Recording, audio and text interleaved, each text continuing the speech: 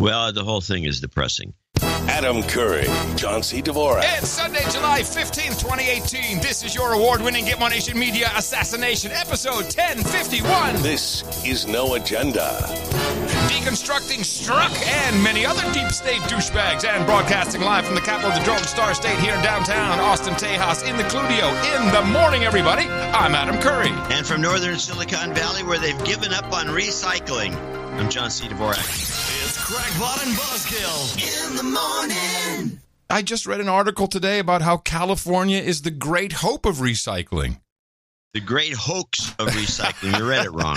Oh, I'm sorry. You read the same article? No. Oh, no, there was this. I didn't save it because I'm like, all right. Of course you didn't save it. Fix the poop, and then I'll believe They've it. decided Yes. that they can't. We're over recycling. Huh.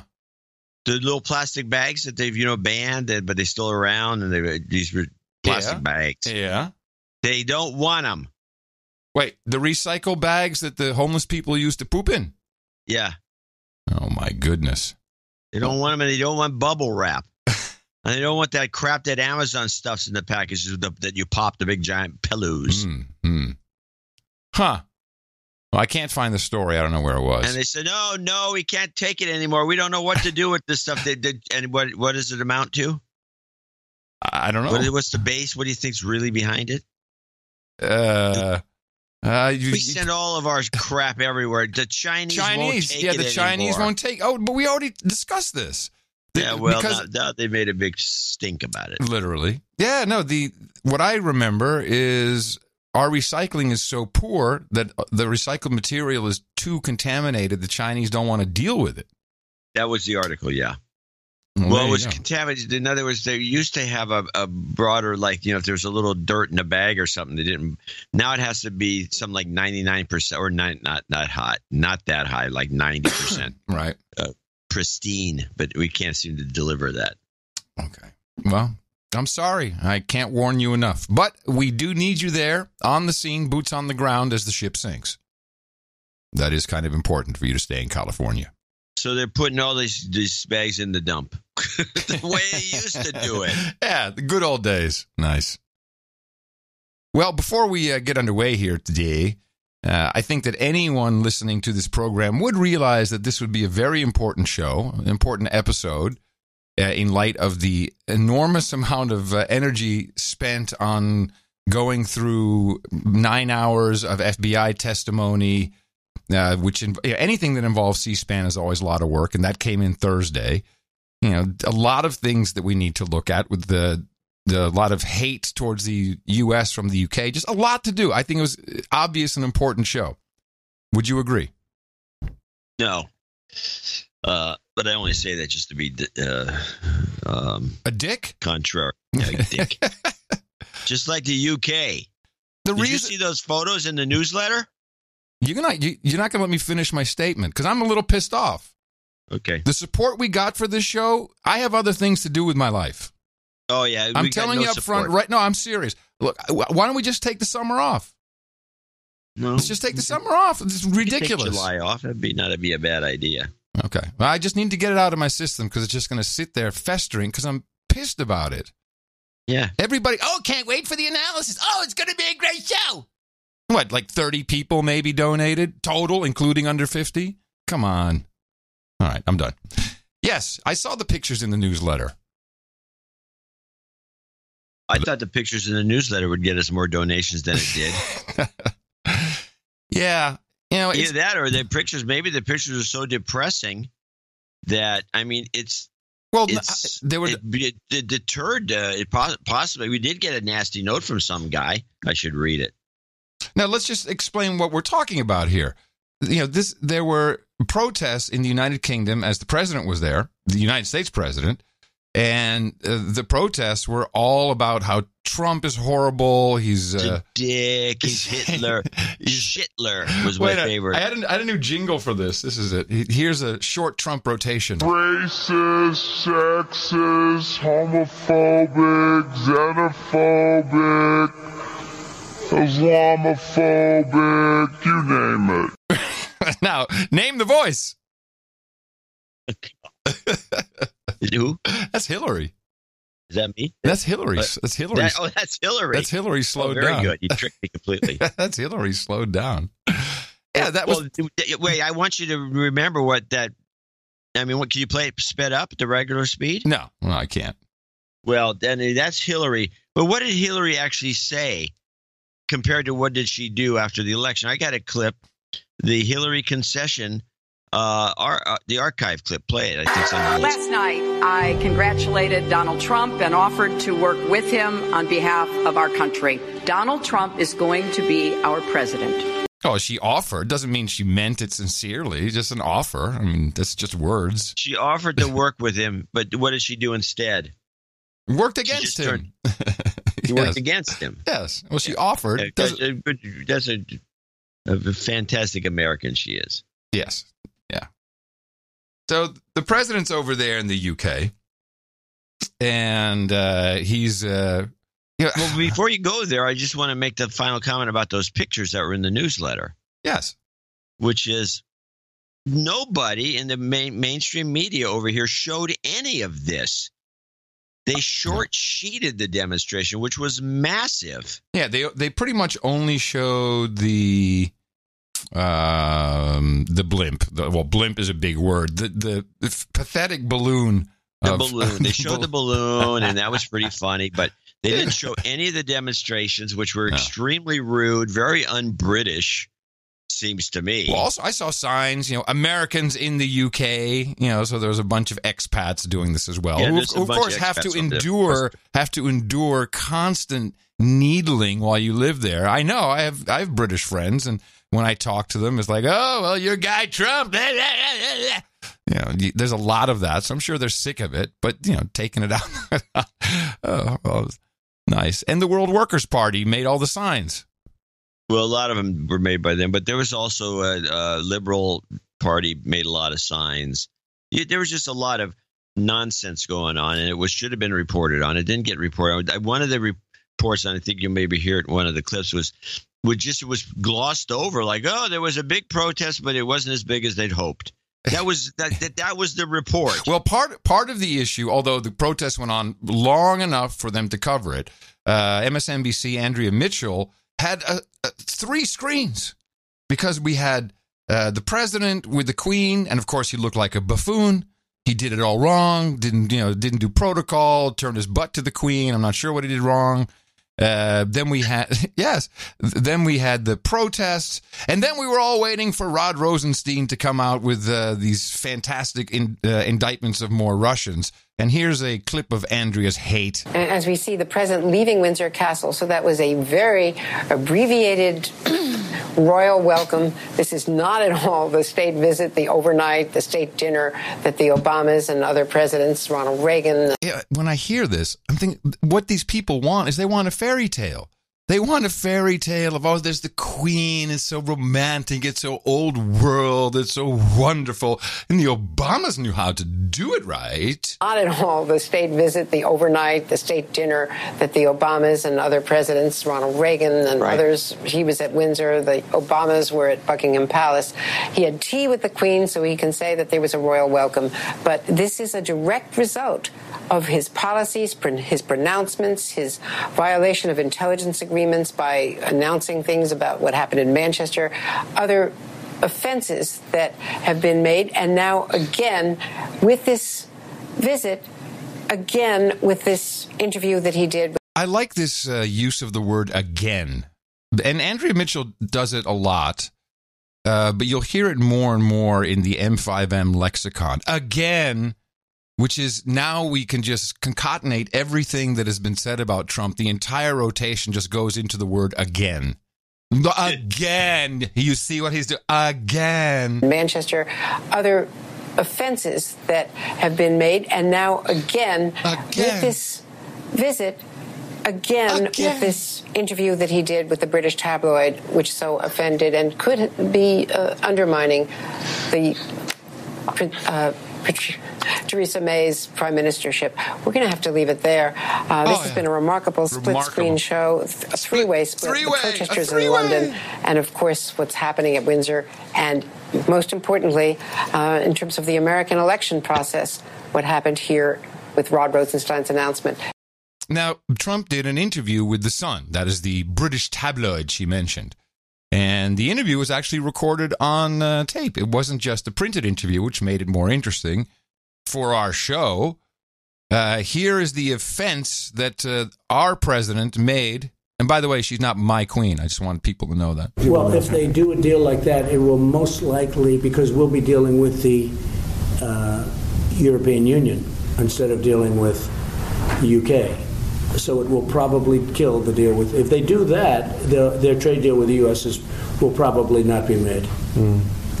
What did you mean by because we have enough difficulty with the European Union? You know, we're cracking down right now on the European Union because they have not treated the United States fairly on trade.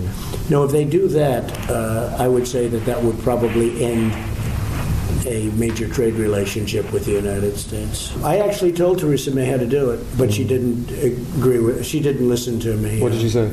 She didn't listen. No, I told her how to do it. That will be up to her to say. But I told her how to do it. She wanted to go a different route. So you would be prepared to walk away if they didn't give you the right terms? Oh, absolutely. I think what's going on is very unfortunate. Yeah. It's too long. You know, deals that take too long are never good ones. It's true. What did you mean by the UK when a being deal so takes so long, it's somehow they never work out very well. I did give Theresa, who I like, I did give her my views on what she should do and how she should negotiate.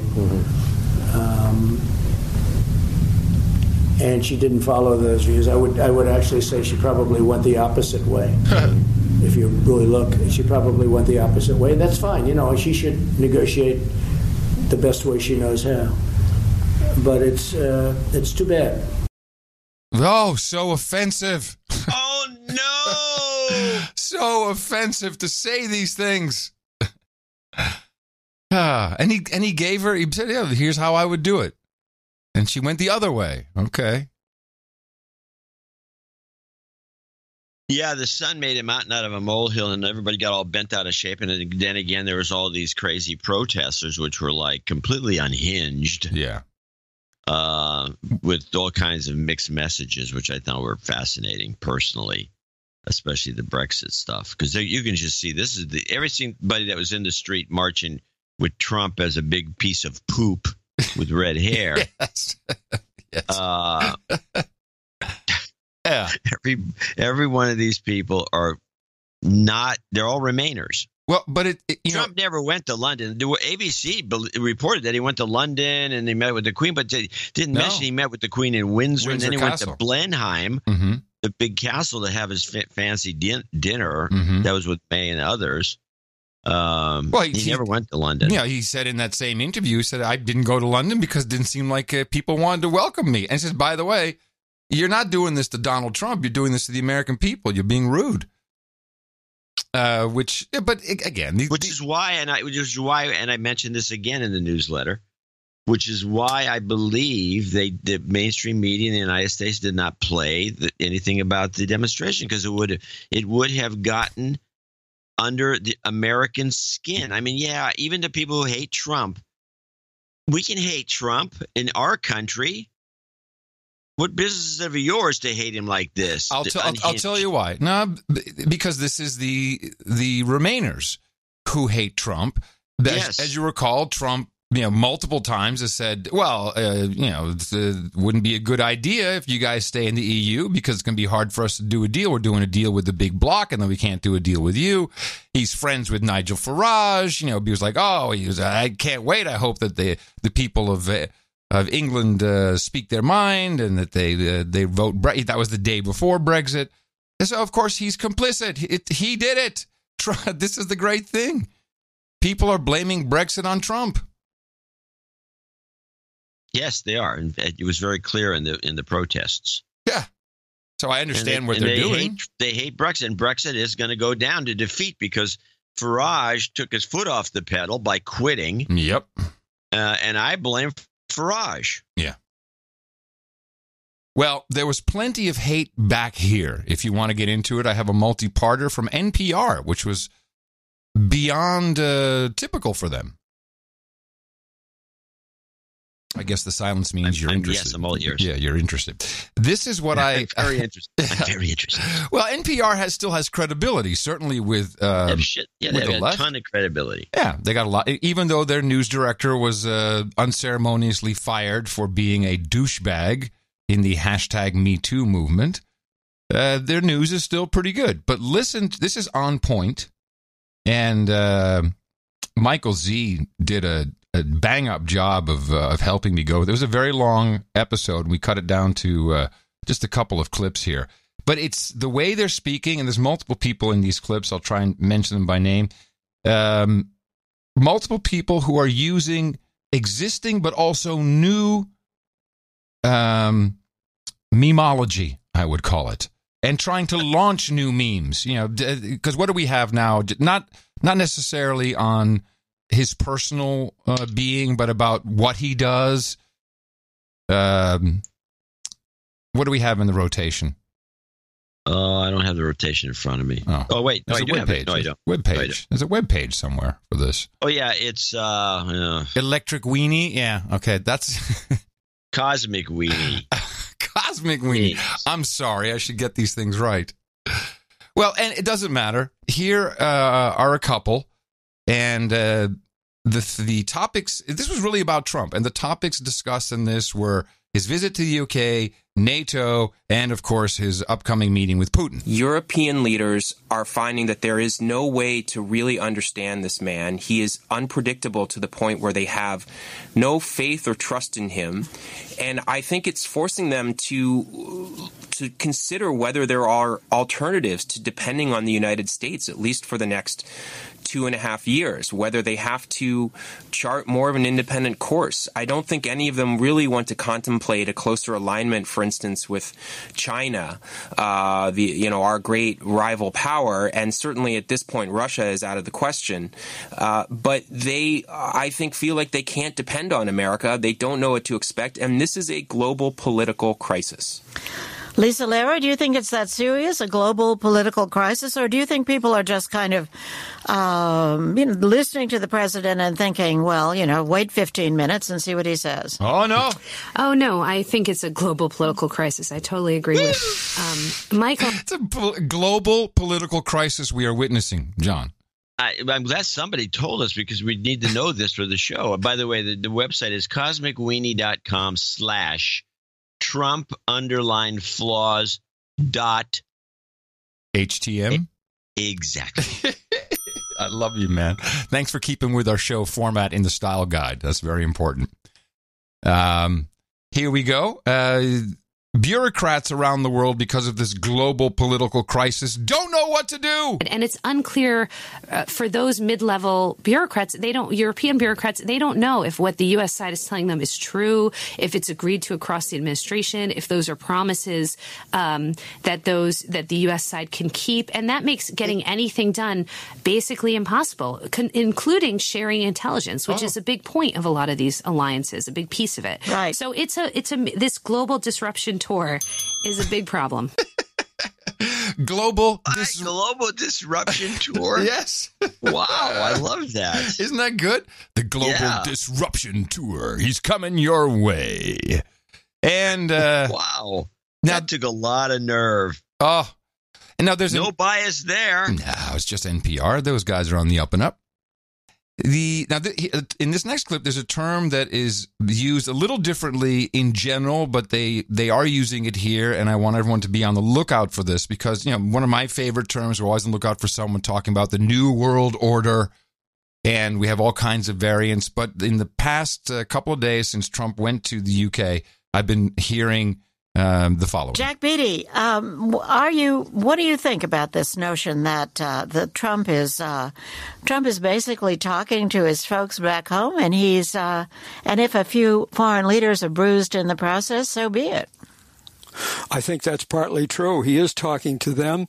He's also talking for Vladimir Putin. This week, New York Magazine cited an Israeli report that right after Trump's inauguration, the CIA called in Israeli intelligence operatives and said to them basically, Putin has something on the president, and we would advise you not to share any secrets with him. Well, then a few months later in the Oval Office, he did share a particular secret about ISIS with the Russian ambassador and the foreign minister. And you know, if that's what the CIA was thinking about the president then, he has done nothing since to contradict that view that Putin has something on him. And what Putin wants above all is what the president has been doing, disrupting, trashing the structure, the liberal order, and this weekend, this week, NATO, the cornerstone of American security. Okay. The term is the liberal world order, typically. It's now being used everywhere. Huh. And this is new. I'm glad you caught that. I caught something in this little piece that was interesting. He used one of these flipperoos that the mainstream media does, where he makes an assertion and then proves it with something that's got nothing to do with it. At the very beginning, he says, the CIA and the... Well, let's listen. You stop it when you're ready. Jack Beatty, what do you think about this notion that Trump is basically talking to his folks back home, and and if a few foreign leaders are bruised in the process, so be it? I think that's partly true. He is talking to them. He's also talking for Vladimir Putin. This week, New York Magazine cited an Israeli report that right after Trump's inauguration, the CIA called in Israeli intelligence operatives and said to them basically, Putin has something on the president, and we would advise you not to share any secrets with him. Well, then a few months later in the Oval Office, he did share a particular secret about ISIS. Right. This is something that no one witnessed. No, it's not it at all. What? He says the CIA told the Israelis don't share anything with Trump because Putin's got something on him. Right. And then to prove his point, he says, and then it happened. Trump told somebody something. But wait a minute.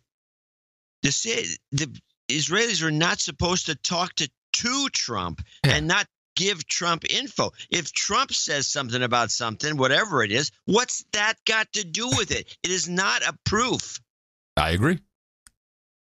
And what kind of convoluted reporting is it? Why does somebody who's sitting there say, wait a minute, what are you talking about? Please. They wouldn't do that because then they know that we can't clip it. That would be completely wrong. So let's go over this again. The CIA told Israeli intelligence not to talk to Trump because Trump's compromised. Right. And then Trump talked about something the Russians did to the public in some closed system. No. He mentioned something about an Israeli initiative. That's the way I recall the story. Well, he told the Russians that. Trump telling the Russians something about the Israelis in regards to ISIS. Oh, well, then play it back. Then I may have mistaken this. I think you might have. And if a few foreign leaders are bruised in the process, so be it. I think that's partly true. He is talking to them. He's also talking for Vladimir Putin. This week, New York Magazine cited an Israeli report that right after Trump's inauguration, the CIA called in Israeli intelligence operatives and said to them basically, Putin has something on the president, and we would advise you not to share any secrets with him. Well, then a few months later in the Oval Office, he did share a particular secret about ISIS. So what they're talking about is some highly sensitive Israeli intelligence on ISIS. I may have jumped to conclusions. Some of it still holds because the Israelis clearly didn't listen to that advice and they told Trump some secret. About ISIS. Yeah. But that could have been planted for a purpose to check Trump out. Mm-hmm. Whatever the case, the way this guy, what is it? Okay, the CIA knows that Russia has something on Trump, supposedly, which may account for the CIA's being so adamant about screwing with the presidency of the United States. Yeah. I mean, that would make some sense. What is it? I have no idea. It's the PP tape. Well, if there's something, there must be something. They must know. It's the PP tape. It's the PP. It's the PP tape. What else could it be? That's the one we all want to see. My life will not be complete until I've seen the PP tape. The guy does say something very weird at the end here that I do want to highlight. He structure the liberal order, and this weekend, this week, NATO, the cornerstone of American security. Oh, really? Is NATO the cornerstone of our security? Since when? Yeah. This is NPR. I just want to point it out. Well, I mean, maybe. No, it's the cornerstone of European security. Yes, it's not of course really designed it is. for. Of course we can protect ourselves. Yes. And let's take a call. Callers are listening to NPR, and let's hear what they have to say. Yeah, I wanted to make the point that it's no coincidence that Trump's attack on our European allies, his gift to Putin, that he chose to do it in such a way where he's attacking the two female European leaders. And if you put that in the context of what he said about Elizabeth Warren this week, who, I'm no huge fan of hers necessarily, but his implications about gently forcing her to take a DNA test, that's our president talking about our senator, making fun of the Me Too movement, I believe implying rape. So it's clear that misogyny is definitely a tool he's been using. And I would also like to make the point that he's using this to also appeal to the right in these European countries.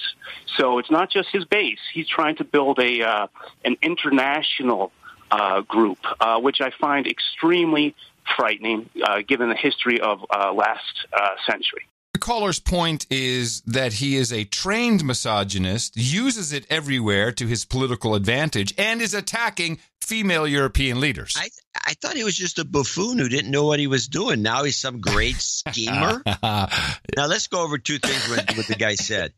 He had this thing about Elizabeth Warren. Okay, we'll just ignore that. Yeah. And it had nothing to do with rape. No. Here, take a DNA test. Who raped you? I guess is what he's trying to imply. Yeah. If you take a look at Europe right now, who's the dominant country? Germany. Was that run by a guy? It's uncertain at this point. Hey, I'm trying to be serious. I need some proof. Yeah, well, there's that. He does look a little like, or she. So it runs.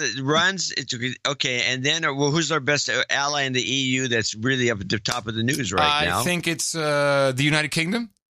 So Trump's attacking two women out of the blue. Yes, misogynist.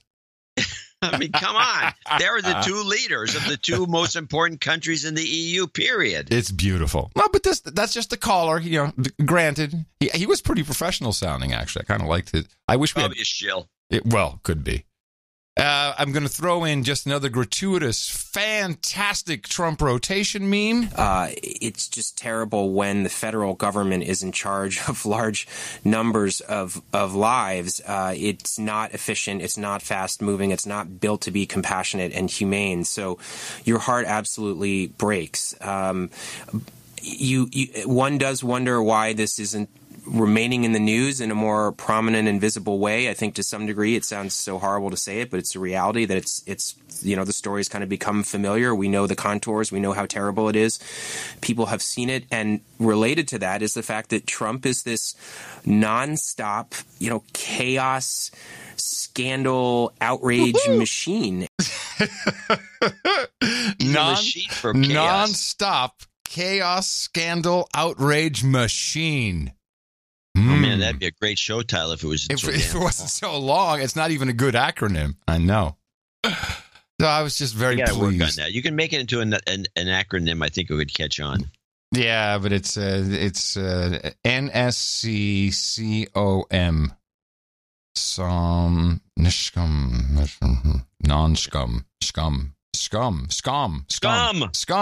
SCH. No, scum. It doesn't work.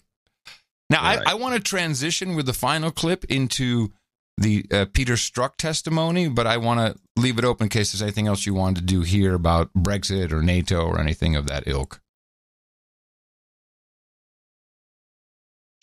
Well, come on here. I got too much stuff from the hearings because a lot of it is hilarious. Yeah. Well, I don't have hilarious stuff. All I have, and that's why I want to segue in a transition, is I believe my theory is holding true and that the cover-up is right before our very eyes. And some people know it, some people don't, but it's very easy to see what's going on. I didn't need to watch 8 hours of testimony. We needed to watch 8 hours just to get the funny shit because it was fantastic.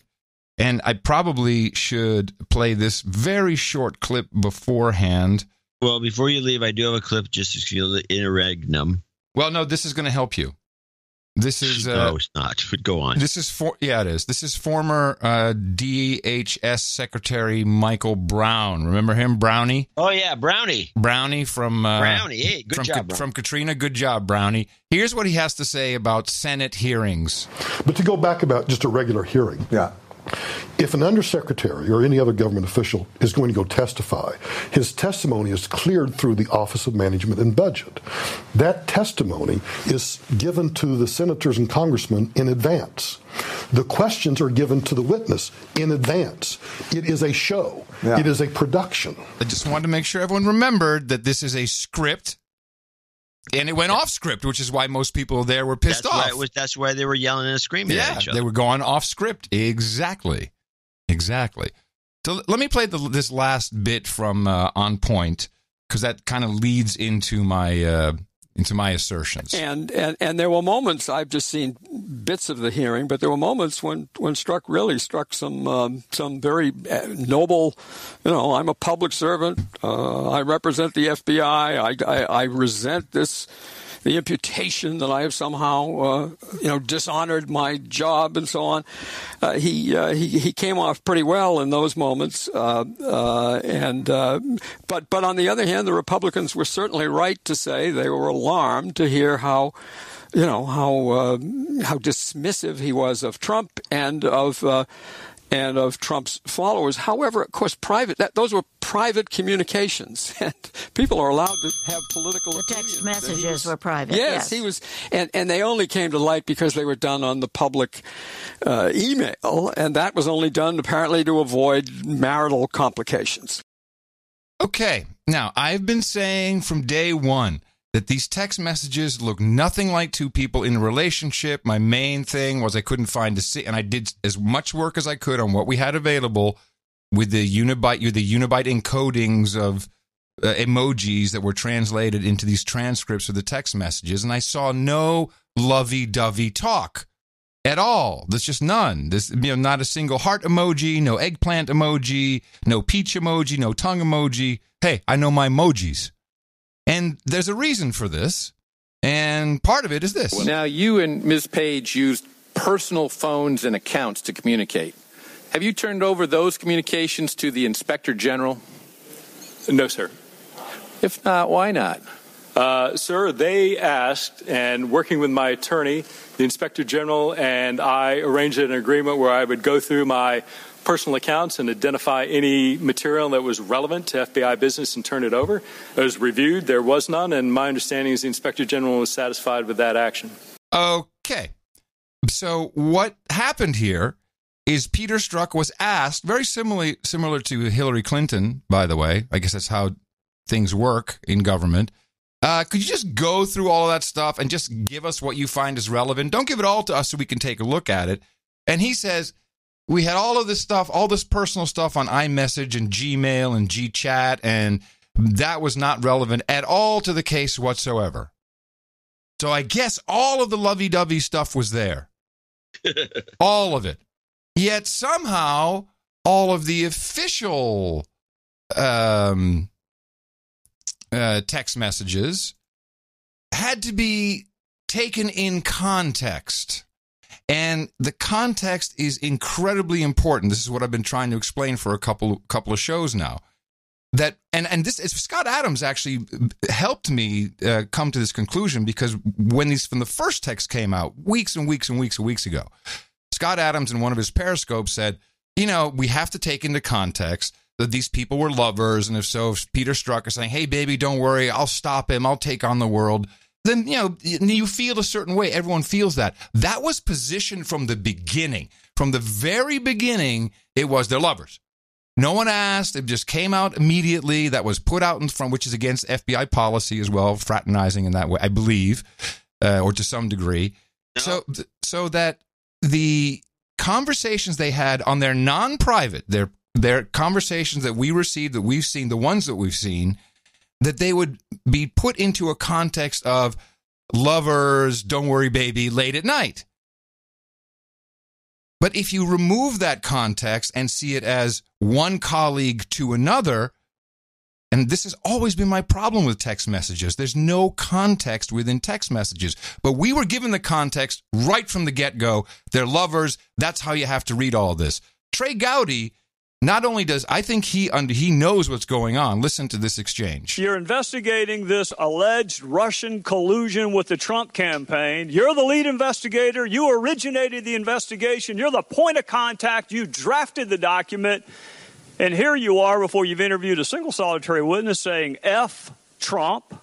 Then that same day, your colleague, Lisa Page, wrote. Notice how he uses colleague. He almost does air quotes to accentuate that. Well, he does a two-beat stop. Yep.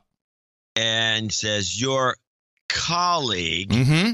Yeah, it's very, very, that's what he's doing. He'll do it again. Listen. That same day, your colleague, Lisa Page, wrote, maybe you're meant to protect the country from that menace. And you responded, I can protect the country at many levels. We're not even a week into an investigation that you originated, approved, were the contact for. You hadn't interviewed a single solitary soul until August 11th, and you're already promising to protect the country from that menace, Donald Trump. And then on August the 8th, you still hadn't interviewed anyone. You're 8 days into your Russian collusion with the Trump campaign investigation, and you got another text from your colleague, Lisa Page. Trump's not ever going to become president, right? Right? And you replied, no, he's not. We'll stop it. By the time you promised to stop him from becoming president on August the 8th, how many interviews had you conducted? Mr. Gowdy, so two answers to that. One, with regard to how many interviews had or had not been conducted, I've been directed by counsel for the FBI not to answer that question. Second, sir, I think it's important to take those texts in the context of how they were written and what they meant. And someone may ask you that question, Agent Strzok, but I didn't. I asked you how many people you interviewed before you wrote it. If you want to get into context, let one of my other colleagues do that with you. Here's what I want to know. Who's the he and he's not? He is then candidate Trump. So when you said, no, Donald Trump's not, in connection with the question going to become president, what's the it? Chairman we'll Gowdy. Stop it. Chairman Gowdy, that text needs to be taken in the context. I'm asking, look, if you want to have a debate over a two-letter word, we're going to have to do that some other time.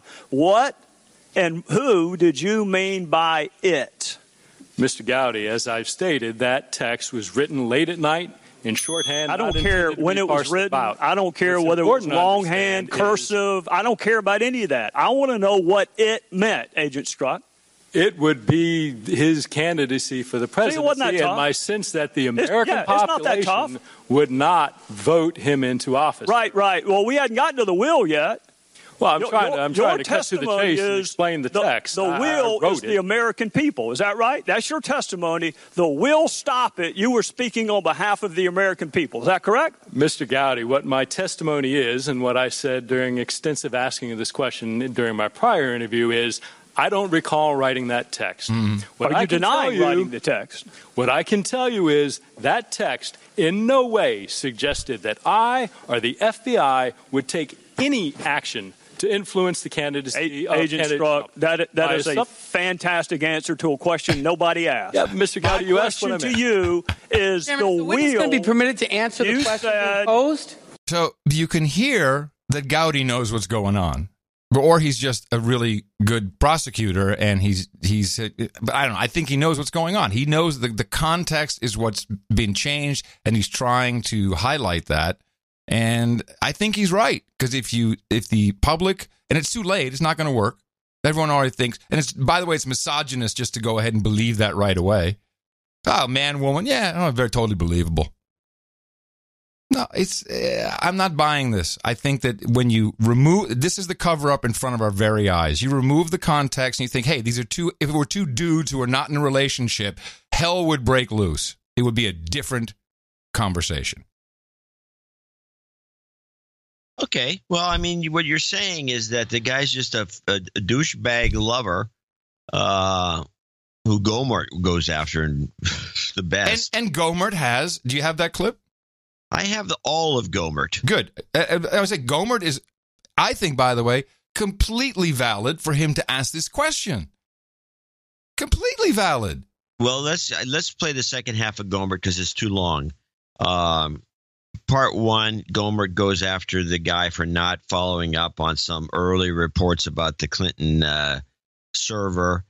Goes on and Strzok's pretty evasive, and Gohmert gets irked by the way he's not answering anything, and he's pretending he doesn't remember anything or saying he doesn't remember anything. And then Gohmert starts to get irked, and then we go into part two, which is this with this clip. And you do it with a straight face. And I watched you in the private testimony you gave. And I told some of the other guys, he is really good. He's lying. We know he's lying. And he could probably pass polygraph. It's amazing. Mr. Chairman. No, this is my Mr. time. Chairman, I'm sorry. It needs to point be of order. paused. This point of order. No.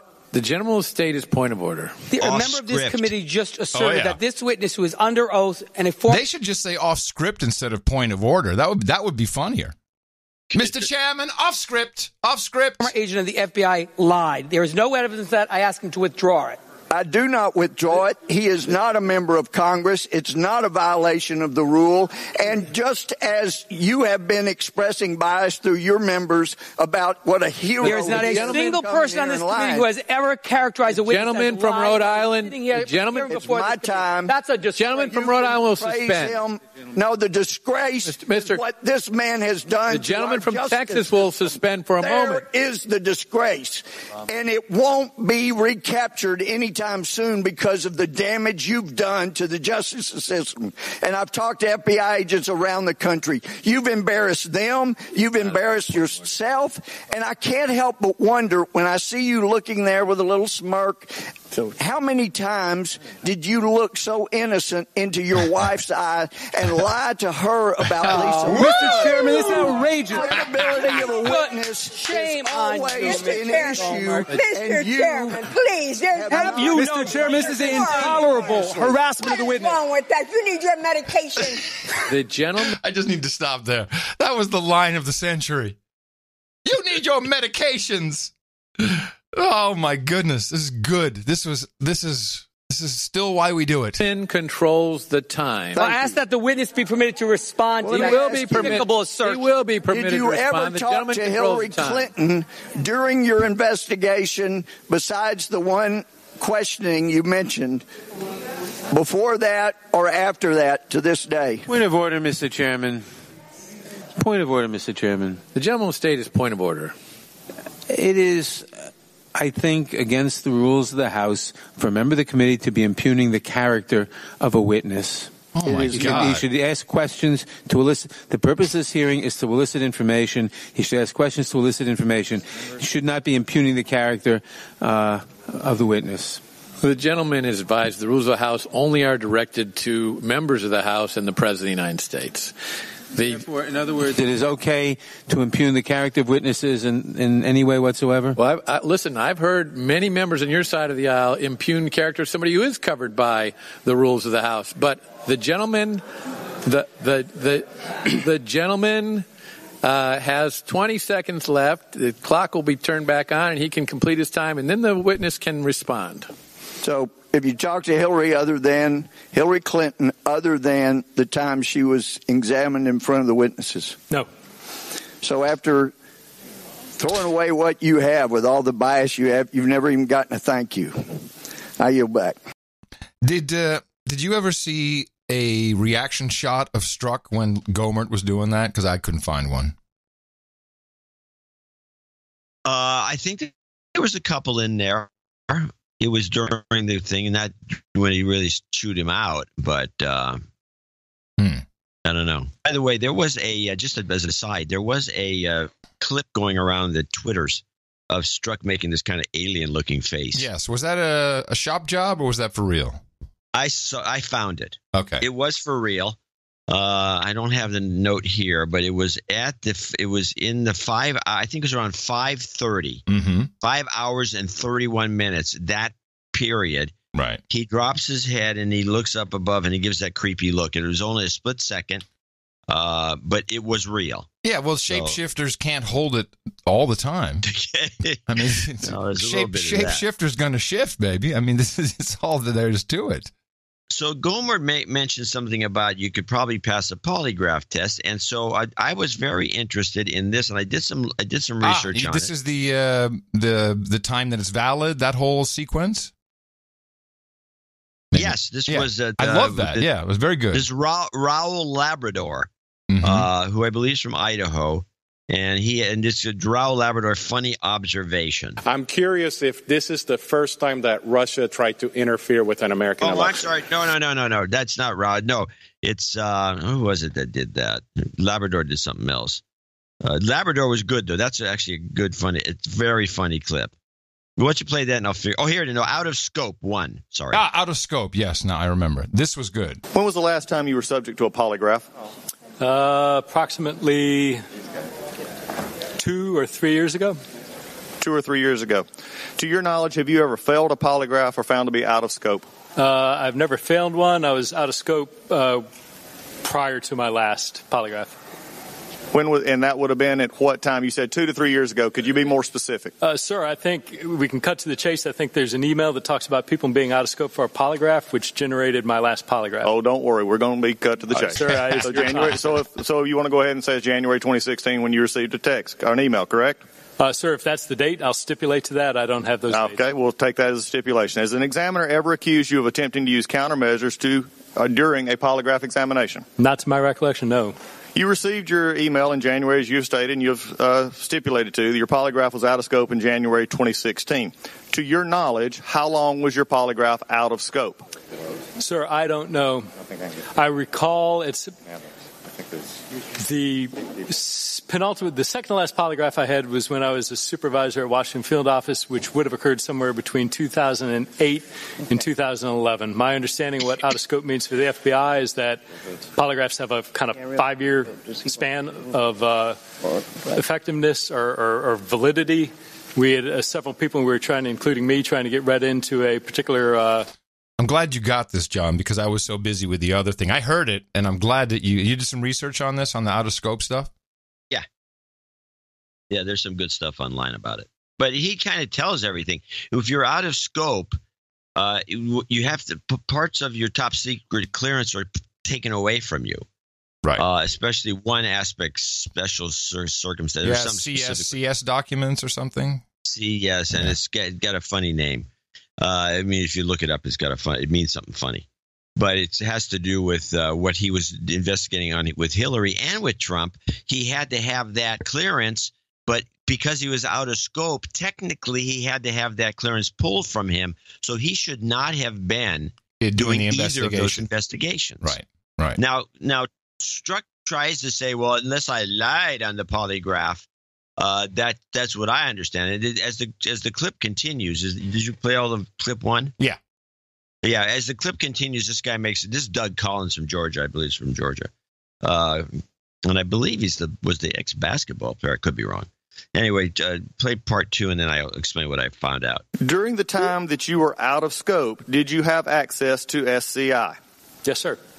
Are you aware that it is FBI procedure that a failure or out-of-scope polygraph does not terminate a top secret, but however, a failure of this would require you to be read out of SCI access although you could maintain your top secret. This was a direct answer from a question that I posed and was received within the last week. Were you aware that you should have been read out of any SCI information? Sure. Sensitive, compartmented information. I believe you used the word failure, which implies, in my mind, a failed poly. I am not and was not aware of the fact that an out-of-scope polygraph required a readout of SCI. Then I accept that, Mr. Strzok, but I want to get back to the question. The answer came back from the FBI and Justice itself that is the procedure. So the next question I have is, after the 2618, you did your polygraph at what time? You said you were out of scope, you were brought in by giving a polygraph. When would that have been? Again, sir, my recollection is the 2016 timeframe, but after that email, but I don't know when,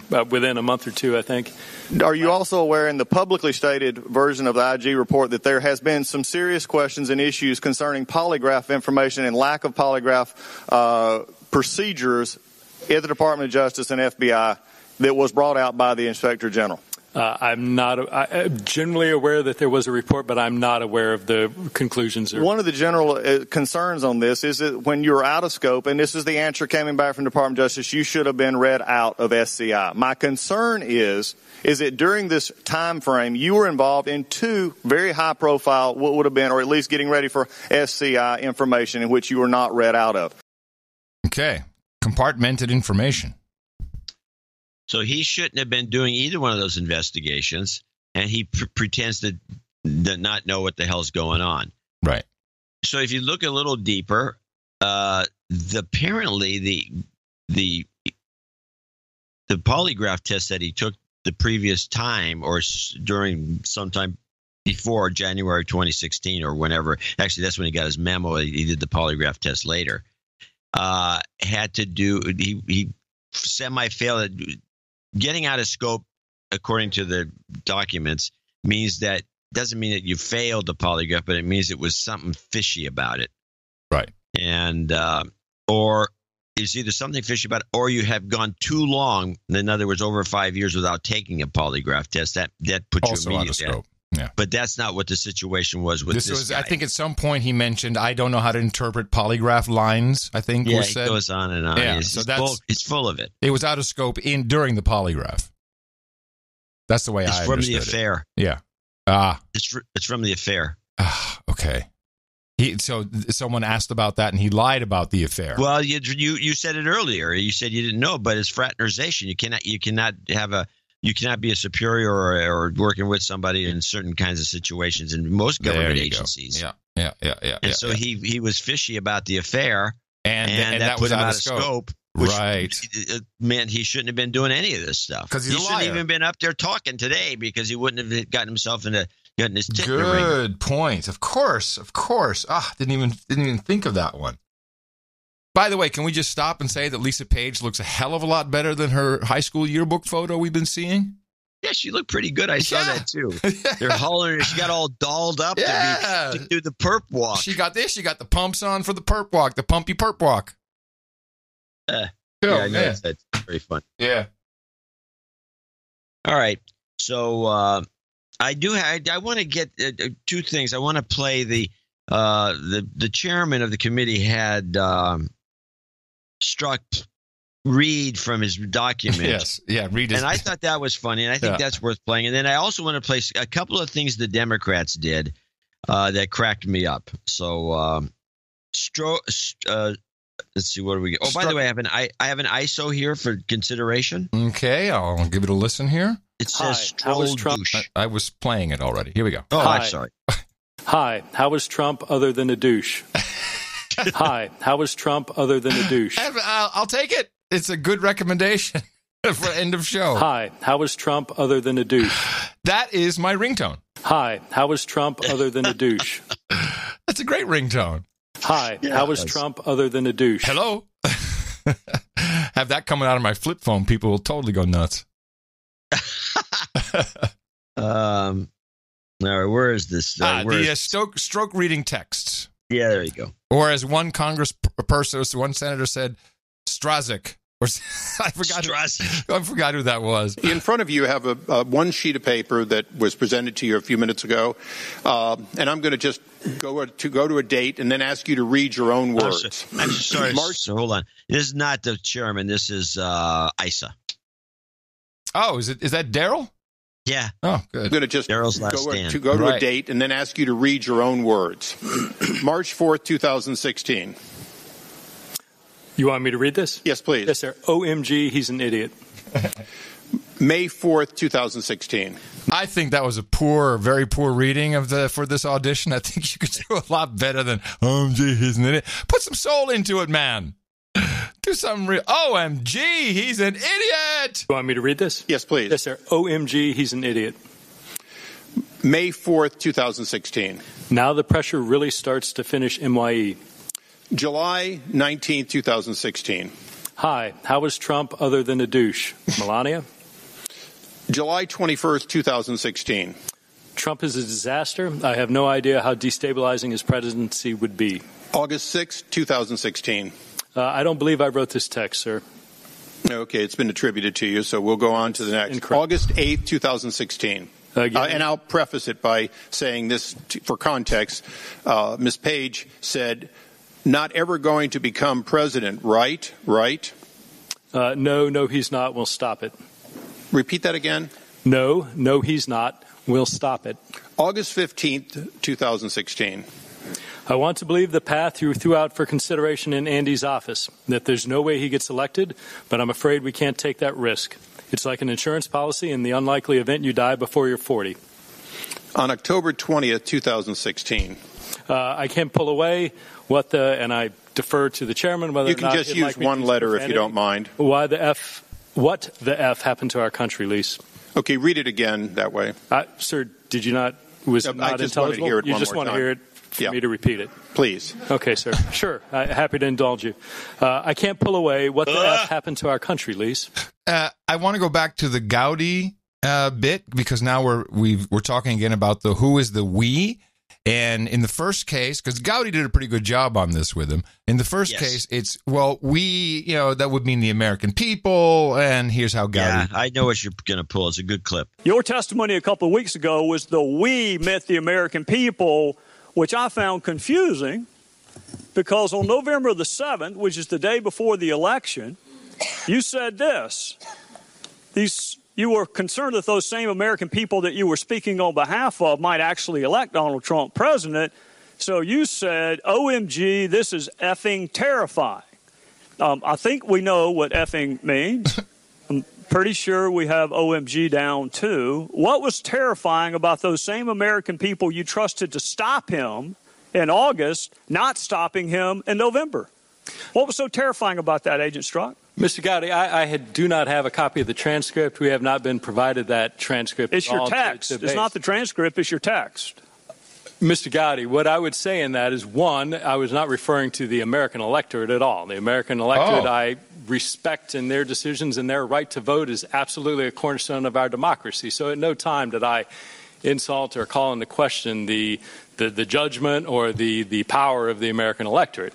What I was expressing in that text is my personal belief and my personal sense of how I saw and what I believed in the potential upcoming administration. And see, that's what I find so confounding, because in August you blamed the we on the American people, that the American people would stop it, because you don't want it to be you and Lisa Page. Mr. Chairman, and you don't want it to be the FBI. I'm given 5 minutes to answer. That's when you got to jump in. Oh shit, they're onto it. Questions. We have indulged this harassment 9 minutes. What I find confounding, Agent Strzok, is you were counting on the American people. That was the we you referenced in August when you said we'll stop it. But the American people didn't stop it. He actually won. So then we go to March of 2017, and you're already talking longingly about him resigning. We will stop him. And I agree. If it was two FBI dudes and there was no relationship, it would have been a very different freak out in America right now. Well, the whole thing is depressing. Now, I do have a couple of counter clips just so we can balance this a little bit. Gotten some notes from people thinking that we're just bashing or boosting Trump. I don't know what we're bashing. But let's say some of the Democrats. Can I just stop? Yeah. You and I could make more money if we decided to just go all nut job, right-wing, Republican, alt-right a-holes. We could make a lot more money. Yeah, we could. We could do very well for ourselves as a couple. It's a consideration. It's a consideration at this point. No, it's not.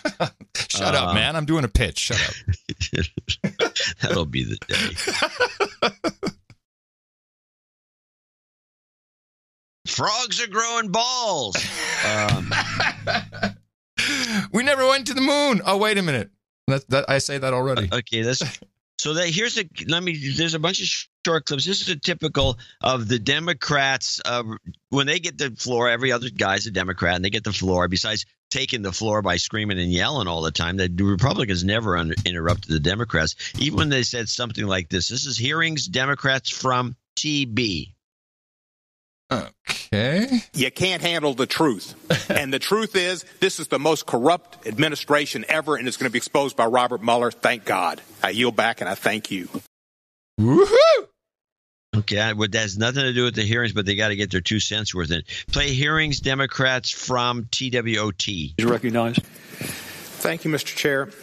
Mr. Chair, I don't know where to start. If I could give you a Purple Heart, I would. But this is the same reaction I had the first time I heard it. A Purple Heart is when you're wounded.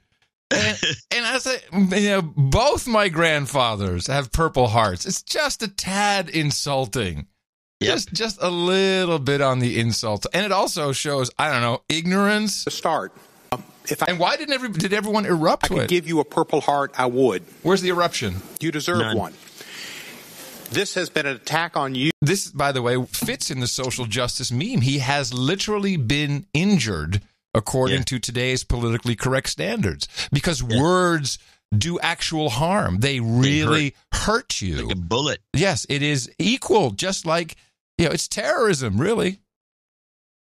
Jeez. To start, if I could give you a Purple Heart, I would. You that's the best part. You might as well skip. I'm going to go to number 3. This is Nadler, the guy who is the reigning Democrat sitting next to the chairman. He would be the chairman if the Republicans take over. I must say before I begin my formal statement that this country has a number of emergencies right now under the jurisdiction of this committee, which we're not spending any time or any attention to.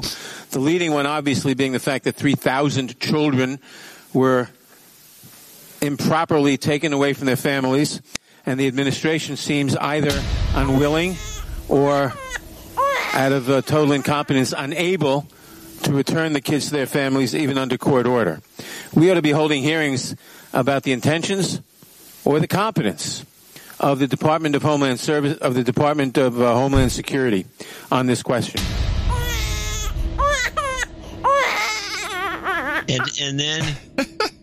And then we have the great, this is the last of these little clips, hearings Democrats Sheila Jackson. What we have not done is investigated the children being stolen away from their families, nor have we looked at our president meeting with Mr. Putin, getting his annual performance review while offending our NATO ally. He's getting the performance review. I thought that was a great line.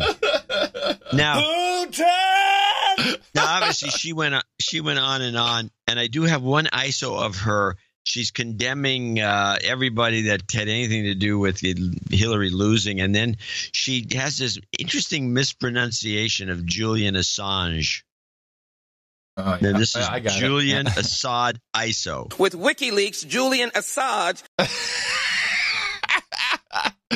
Wait a minute. Now you're competing with your own ISO, man. I mean, that's a good one, huh? Let's just see. We have. Hold on. We have. Where is she? I like that one a lot. It is. Here we go. Here it is. Julian Assange. With WikiLeaks, Julian Assange. Hi. How is Trump other than a douche? With WikiLeaks, Julian Assange. I don't know. It's a toss-up. I'd like to come back to to my final clip in this series. Okay, then I have one more series and I'm done. Okay, and I'll just wrap this up because we've had the we. Now we understand the we in this case meant between two FBI agents. And now we go back to the reason that Strzok was kicked off and that is the official term used, is kicked off the Mueller team. And it's obvious that Mueller saw this guy and this relationship exactly for what it was. Two FBI agents conspiring, whether with real stuff to back it up or not, we don't know. But he didn't see it as two lovebirds. All right, we're going to go into one other time period. May 17th, 2017, Bob Mueller is appointed. Your friend Jim Comey's been fired. He's already leaked the memos to his law professor friend, and Mueller is special counsel. Do you remember how long it took for you to start talking about impeachment after Bob Mueller was appointed? I don't, sir. 1 day. 1 day. And you were talking about impeachment. And for anyone who may have missed it the day after his appointment, Agent Strzok, you did it again 5 days later. Now, how many interviews had you done as part of the special counsel team within the first 5 days of his appointment? Sir, again, same answer as before. I can't get into details. Right, and the answer is also the same. It's 0. No interviews had been done. I don't know if that's true or not. No interviews had been done by August the 8th, when you're talking about stopping him and how terrifying it would be for him to win and how you can protect the country. And no interviews have been done before you're talking about impeachment of the president. But no wonder Chairman, Bob Mueller kicked you off of the investigation, Agent Strzok. My question is, if you were kicked off when he read the text, shouldn't you have been kicked off when you wrote them? Not at all. Well, it wasn't the discovery of your text, Mr. Strzok. It was the existence of your bias that got you kicked off. No, Mr. Gowdy, it wasn't. I do not have bias. My personal opinions in no way. Well, then why did you get kicked off? Why did you get kicked off? Mr. Gowdy, my understanding of why I was kicked off was that based on an understanding of those texts and the perception that they might create is something that... Hang on a second, Agent Strzok. Hang on a second. Perception. Integrity. You're saying it was the perception. There are 13 Democrats on the special counsel probe, including one who went to what he hoped was a victory party. That's a perception problem, too. They weren't kicked off. You were. Why were you kicked off? Mr. Gowdy, I cannot speak to Special Counsel Mueller's How long did you talk to him? The reasons why he did or didn't. How long did you talk to him when he let you go? My recollection, it was a short meeting, somewhere between 15 to 30 minutes, probably around 15 minutes. And your testimony is Bob Mueller did not kick you off because of the content of your text. He kicked you off because of some appearance that he was worried about. Sure. My testimony, what you asked and what I responded to, was that he kicked me off because of my bias. I'm stating to you it is not my understanding that he kicked me off because of any bias, that it was done based on the appearance. If you want to represent what you said accurately, I'm happy to answer that question, but I don't appreciate what was originally said being changed. I don't give a damn what you appreciate, Agent Strzok. I don't appreciate having an FBI agent with an unprecedented level of animus working on 2 major investigations during 2016. Bingo, boom, shakalaka. Let me kind of take your position and try to explain what you're doing. Yeah. And tell me, you can tell me if I'm wrong. Okay. What this amounts to is that this was actually a conspiracy between Strzok and Lisa Page, who weren't lovers. Maybe not. We have no actual evidence. Well, wait, let me finish. I'm sorry. Who weren't lovers, but they were conspirators. Hence the reason for not giving up any of the texts that were personal, if you noticed, that from his personal phone. Because if you looked at those texts, you'd see no lovey-dovey stuff, because there was no lovey-dovey stuff. They weren't lovers, they were conspirators, and that's the reason he failed the lie detector test. He may not even been grilled about having an affair, but this scheming and plotting against the current regime may have come out in some funny way. And there was a lot of hints in the people asking questions, including Gohmert, who said specifically you could probably pass a lie detector test. Exactly. And so what we have here is the elimination of a conspiracy by Mueller. Yep. Mueller saw it. He got rid of it. But we have to protect the agency, et cetera, et cetera. And so from the get-go, this lovers thing was dreamed up, and it was a. And no one's questioned this. Have we seen an interview or even a paparazzi shot of either of the other spouses? No. Do we know if has anyone filed for divorce? Is there separation? There's no reporting. I really don't know. But you'd think that in today's shit, man. Today's paparazzi world. We're tracking people on airplanes and making up stories about them. So why wouldn't someone do that? Why isn't it out there? I don't know. But I agree with you. I think that's the polygraph. I hadn't put that together. You nailed it on that. You nailed it. That's the out of scope part. But for the rest, it's just two people conspiring. And they had Andrew McCabe and all kinds of other people involved in that. Insurance policies. It just becomes a little more real when you remove the lovey-dovey thing, which was given to us as fact from the get-go. Yes, it was a smokescreen from the beginning. Yeah, that's the cover-up. And that's how they can soften all this. And you hear everything from the NPR interview, like, oh, that's ridiculous. That's his private life. Everyone has to, because of course, everybody feels that way because people are sick. People have affairs. Probably people who are presenting these programs to you know what that's like. So, that'd be horrible if someone, no, that's just my opinion. So it's a war of your mind is what this is. It's a good one. It's fantastic. It is one of the best openly covered up things I've ever seen. Well, I like this angle. I'll subscribe to it because it does make more things fall into place. Your emoji thing is what triggered the whole thought on your part, obviously. Mm-hmm. And then and you were skeptical about the affair from the beginning. Mm-hmm. I just took it for granted. I was mistaken. I think now that I look at it, because it's the only thing that actually makes sense. And these two guys, this guy's a bad actor, and he looks like one. Well, and maybe he is a lizard. I have a real no agenda out there alternative theory. Okay. Okay. Peter Strzok's Wikipedia page is incomplete at best, and probably some of it's fabricated.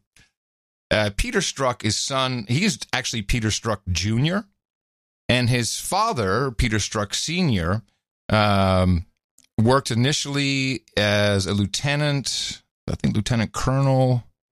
And I'm looking from old newspaper clippings, actually, so this is not just some web page, but it's a newspaper clippings. And later for Bell Textron, but first it was Army engineers, and then later, here we go, Lieutenant Colonel, U.S. Army Corps of Engineer. Later in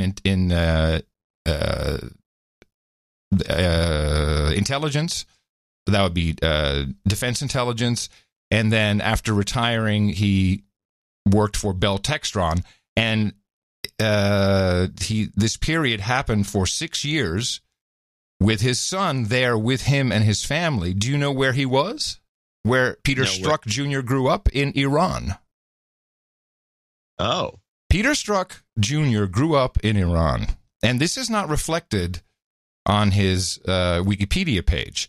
But his dad, there's a pretty good interview about him that I have here.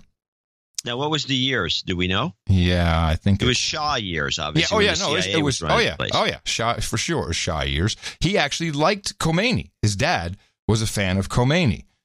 I'm seeing if there's a date in here. It was a judgment error. Anyways, Strzok, whose job was Bell Textron, was terminated when he left Iran. He's already making plans to fly to Saudi Arabia early next week to check on a new job with a construction enterprise there. Let me see where it talks about his kid. Somewhere it says here that his son left when his son was 6 years old. Now, take into account. Now, and this is just a really out there theory. Yeah, I'm enjoying it. It's fine. Our listeners, the few of them that helped sponsor this show, are enjoying it too. Continue. I would assert that Peter Strzok Jr. And of course, he was a part of the whole FBI team and Department of Justice when Obama was doing this off-book deal with Iran. Remember, this wasn't something that went through the Senate. It was an agreement that he wrote. Billions of dollars went over there. Valerie Jarrett definitely pushing for an Iran deal. There's a lot in the Strzok text and a lot that he says in his testimony I think that there's a distinct possibility, and I have to go much deeper on this. I'm going to need help from our producers. I think there's a distinct possibility that Strzok Jr. was actually a spy for Iran. And that who knows what this hearing is about? Who knows who's involved? Maybe, for all I know, Mueller is trying to out this guy. I don't know. But there's something. Well, how about this? Let's take it a step further if you're going to go in this crazy direction, which is nuts. Yes, I agree. To do business with Saudi Arabia, a lot of people realize that John Brennan, the CIA director, turned Muslim. Yeah. I would assume it's possible that Strzok Sr. turned Muslim and Strzok Jr. is a Muslim. Thus, he could work with Obama quite easily, who I still believe is a Muslim. I know it's nuts to think that. But if you read the documents by Daniel Pipes, a very renowned researcher at the Hoover Institute, and he's got essays on this, he says there's no doubt that Obama's a Muslim. And I don't understand why nobody even wants to discuss it in an open forum or ask him. Mm-hmm. I mean, he said a number of times that he's a Muslim, but that people go, oh, no, you're not. So there's a narrative going on that may or may not be, based on Muslims doing some business. And Trump, it looks like he hates Muslims, so you'd go after him, even though he may or may not hate Muslims. You don't know. I mean, he's just skeptical of Muslims, let's say. So there's a lot to be said for that thesis. I like the conspiracy thing, I think, is a little more solid, obviously, than this. But the fact that this is all expunged from his wiki page is pretty telling. In 2011, there was an Iranian plot to kill the Saudi ambassador. Right. The FBI special agent who signed the complaint regarding the Iranian Quds forces and this assassination attempt? Strzok. Mm-hmm. Yes, sir. Yes. It's a DEA officer. That's a DEA case. I don't know why FBI's in it all of a sudden, but I thought it would be. Why would it be DEA? Oh, if you read it's a very lengthy document. Drug Enforcement Agency. Yeah, it was DEA's case, and it got taken over by the FBI. And I'm a little incomplete on this, but I'm just seeing all these different things in Strzok's background related to Iran, not reflected in his official or semi-official biography. We all know what Wikipedia is. This was Mansour Arabasyar, sentenced in New York federal court to 25 years in prison for conspiring with Iranian military officials to assassinate the Saudi Arabian ambassador to the United States. Who hates the Iranians is the Saudis, who also moved to Saudi Arabia. Strzok's family, after they were in Iran. Yeah, that's very spooky. Now, it's just an out there theory. It really is. And I don't think it's that far out. And the only reason I say that is because this information is not in the wiki page. But it would give Strzok much more incentive to go so idiotic about Trump, because he knew one thing for sure: Trump was going to blow up the Iran deal. And this guy, if he truly was an agent or an operative, or maybe just an Iran lover, that would make a lot of sense that he would be so adamant about stopping the guy. Yes. None of this brought up, of course, except on the No Agenda show. And with that, I'd like to thank you for your courage and say in the morning to you, John C., where the C stands for Context Dvorak. Well, in the morning to you, Mr. Adam Curry. Also in the morning to all the ships at sea, the boots on the ground, the feet in the air, the subs in the water, and all the dames and knights out there. In the morning to our troll room, noagendastream.com, where everybody listens in live. And we appreciate you showing up and helping out as you are duty bound to do so, and to troll, because it is, after all, the troll room, noagendastream.com. In the morning to Mike Riley, 2 in a row for Mike, brought us the artwork for episode 1049 and 1050. The title of that was Chip In. And this was Elizabeth Warren, apparently on a San Francisco stoop, begging for money in her sleeping bag, and with holding a sign and a cup, and the sign says, "Stop Kavanaugh, anything helps." And this was related to her emails that she sent out asking to chip in for $3 to stop Kavanaugh. So it was great, Mike. We got a chuckle out of it, and it was just a good piece of art, and we appreciate your work. NoAgendaArtGenerator.com is where Mike uploaded his artwork, and you can too. We don't just use it as album artwork. We also use it in newsletters, and it is a big part of the success of the No Agenda show. So thank you, and thank you all the artists. Well, we only have two people to thank as executive producer and associate executive producers, although from the looks of things, I was predicting we're going to have our annual nobody produce the show, which does happen. At least it's happened every year. And this was going to be it. But no, luckily, Heather Fucinari in Fullerton, I hope I got her name correct, 3333, comes in, and she's the executive producer for the show. In desperate need for some jobs karma, as when you read this, I will be on hour 72 of IT deployment. Wow. I recently interviewed for a job that is a perfect fit and desperate times call for desperate donations. I'm also 45 minutes away from a call from an IT recruiter. This show has saved my sanity for almost a decade, and I hit my husband in the mouth as soon as he started courting me. You should put it on your... actually, may I recommend that when you have an executive or associate executive producership, you put that in your profile on Tinder or Match or eHarmony, or this could either you'll get lucky, very lucky, or you won't have to deal with something that just won't work out in the end after all. Right, and it won't. Looking forward to hearing Sunday's show as I blankly stare at my beige cubicle wall. Can I get some, hey, dude named Ben, amen, fist bump, as my stepson has adopted this as our formal greeting. Very good. This is Love and Light, Heather, KX6MME. Adam hilariously used the bastardized NATO ICAO phonetic alphabet in a previous donation. I did. Well, it should be Kilo 6 Mike Echo. I wonder what. And 73s to you, Heather. Yeah, all right, 7-3s, baby, and some 88s.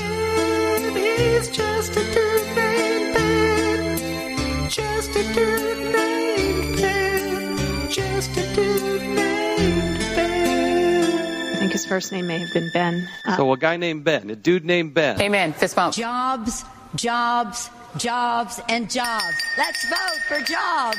You've got karma. And our associate executive producer for show 1051 will be Michael Delosier, or Delosier, but Delosier probably. And he sent an email in. Let me go to that. I really hope I'm sending this to the correct address. Apparently you were. Hello, Zanfear 2.0 and Podfather. This is Michael Delosier, rhymes with enclosure, enclosure, from Maryville, pronounced Merville. Yeah, that sounds right. Dynamite. Yeah, Merville, Tennessee.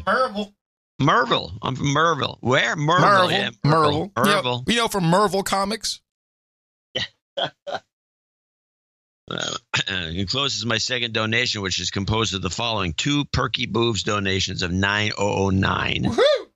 And it added $33.33 to get an associate executive producer credit. I had previously donated $90.09, but just wanted to get the new donation meme out.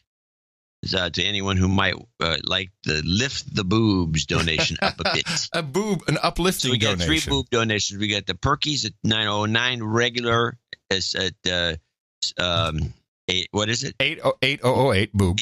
Yeah, 8.008. That's because it spells boob. And then the small boob 6.006. I humbly request a de-douching will now choose. Give him a de-douching. You've been de-douched. And will now choose a sustaining membership since I'm a poor slave. So while you may not hear me much in the donation segments, I will still be supporting the best podcast in the universe and urge everyone listening to do the same. Thank you for your valuable deconstructions. No jingles, no karma. Yes, and thank you to our sole executive producer, sole associate executive producer, Not Knights, by the way. The previous show, our Knights came in to save the day, which was highly appreciated. So now it really is up to the other people who listen to the show and enjoy it. And I think we did our job today to support the program, because actual work is involved. No, it was a one of those horrible. In fact, I went out of my way to find the shape shifting at 5 hours and 30 minutes. Yeah. That is appreciated. Because that was my first thing, like, this can't be true. So. It looked pretty creepy, but it was only creepy because if you knew where to cut the beginning and the end and you just used that was it just was perfect. Creepy. Yeah. Well, we had a bevy of boobs for our execs today, and we appreciate that. We'd like to thank our executive producers up front, just like in Hollywood, although they usually have more executive producers. But it's okay. Thank you. And we'll be thanking more people, just a few in our second segment. And please remember us for our next show. It'll be on Thursday. Remember us at Dvorak.org/NA. And I think we've brought you some deconstruction, which you can use to go out there and propagate the formula. Our formula is this. We go out, we hit people in the mouth.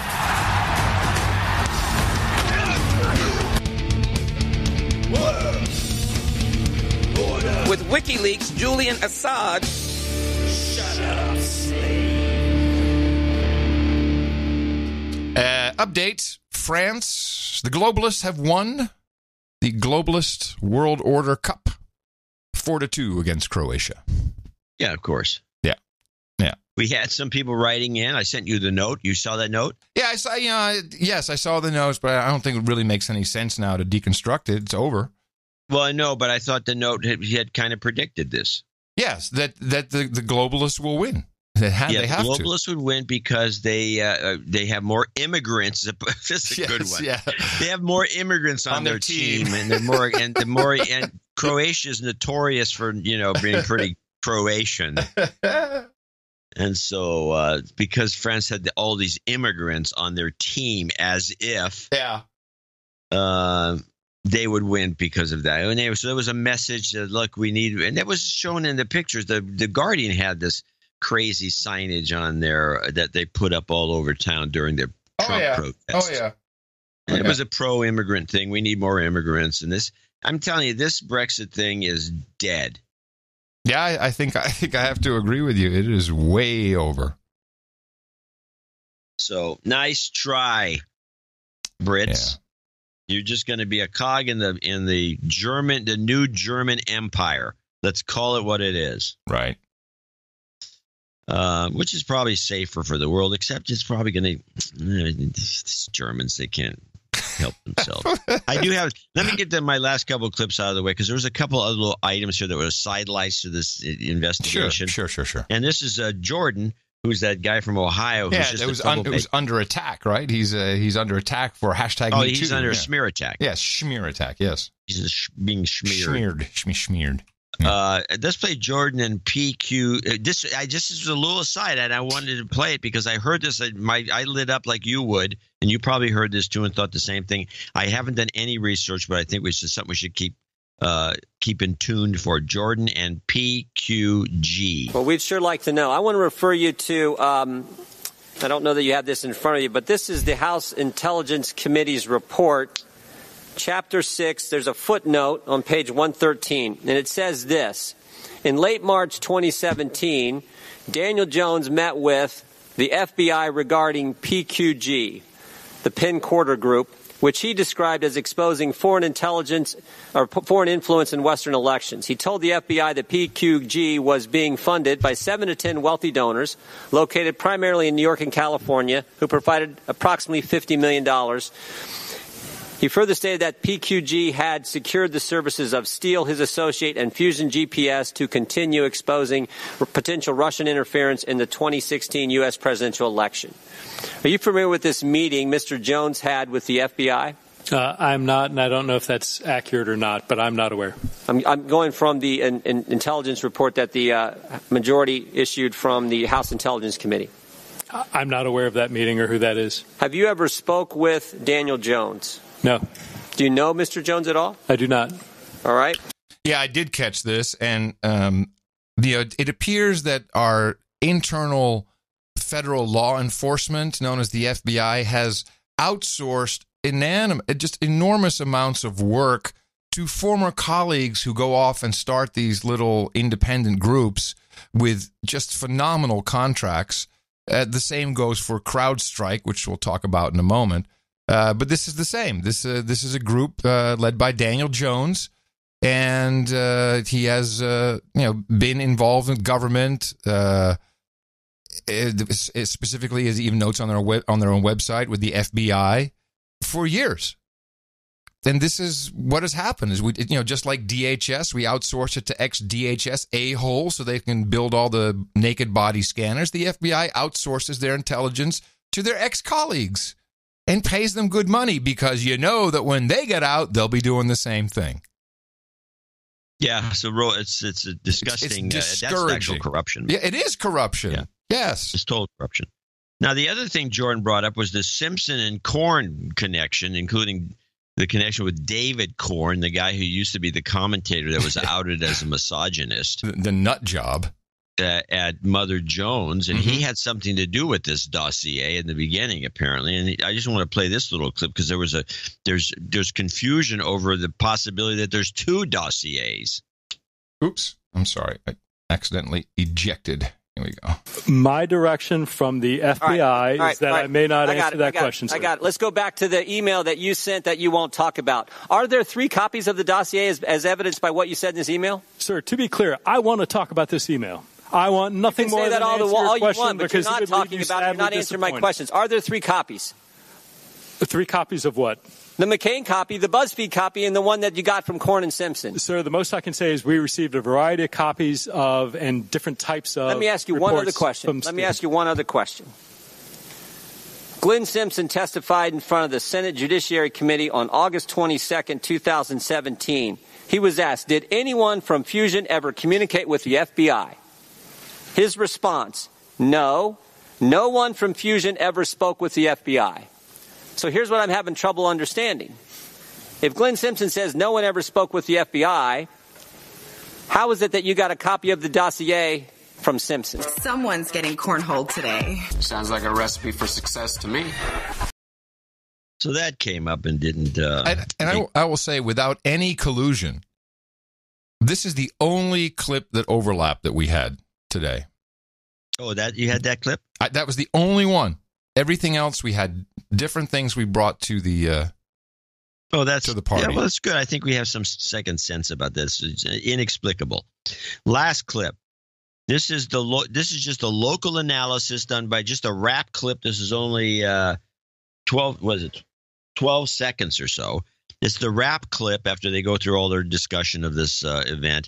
And I want you to just listen carefully to this and tell me what do you think is wrong with the logic. Drew attention for the appearance of bias against the president. Strzok testified yesterday that the fact that he didn't leak any information about the Russia probe shows that his political views did not play a role in his work.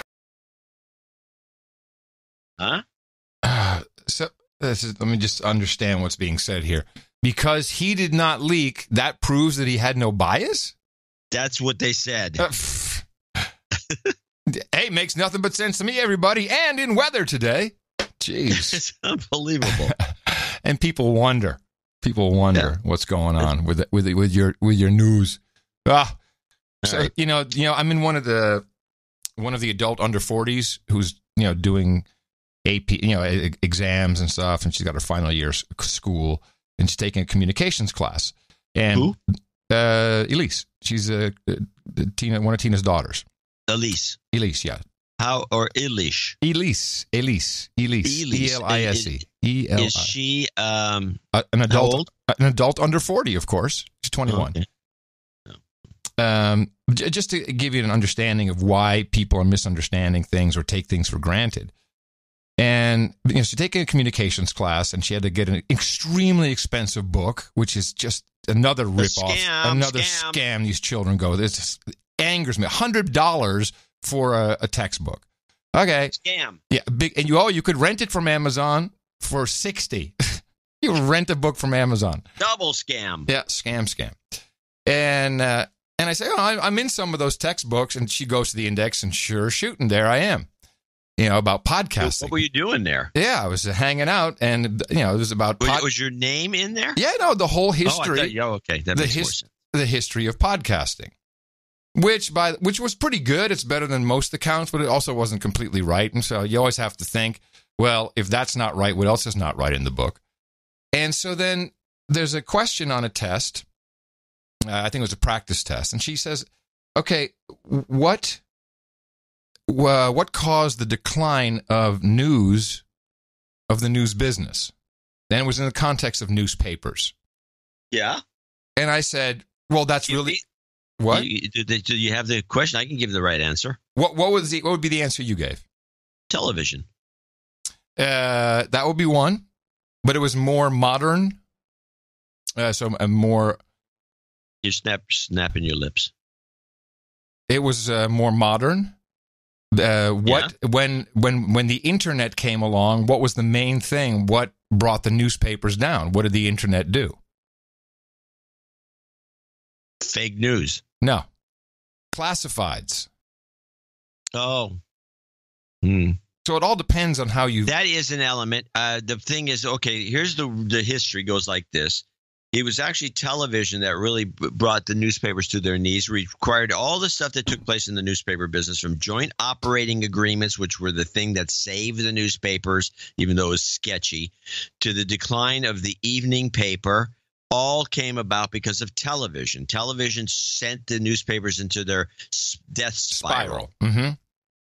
Yes, the classified thing was propping up a lot of papers, and when Craigslist came along, although it was offered to the newspapers directly, even though I'm sure they don't discuss that in there, as a kind of a joint venture or whatever, the newspapers did their basic, we know how to do what we're doing, get out of here. And that was the end of that. Right. And that really hurt the papers badly. So, very badly, because that was it was, as you say, it was propping up their revenue. So I picked up the story and I said, well, I was there when this happened. What happened was, they lost their classified business, which was propping up the news, and then they couldn't make money anymore. But the correct answer, according to the test, is the move to digital. That's the answer. I mean, if that's the type of thinking, critical thinking, and historical relevance people are being taught, you've got to question university. The move to digital was a Hail Mary to try and save themselves. Because of the loss of the revenue of the classifieds, they had to go digital because that and the fact that newspapers weren't producing is, it's an arguable position that would be it's debatable. Right. It's debatable. I thought it was highly debatable too, and I think the move to digital is just too short of an answer.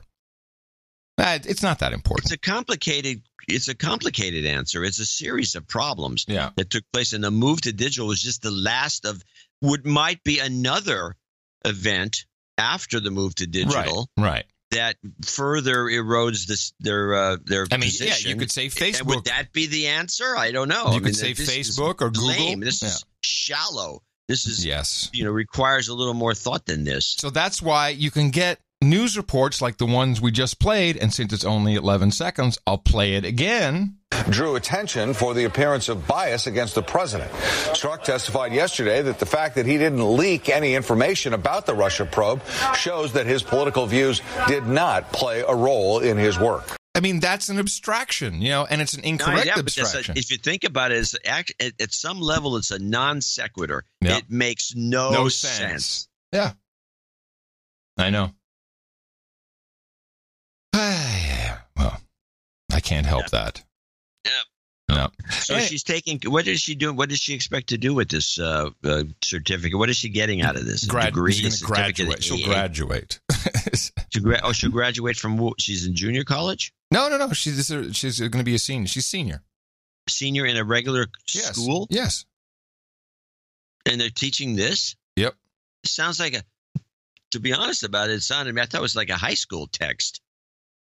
So what did they say about podcasting that was inaccurate? Oh, I'd have to get it again, but never mind. Yeah, it's not that important. It's not that important, and it's also my version of history. Who knows? Everyone can have a different version. It's fine.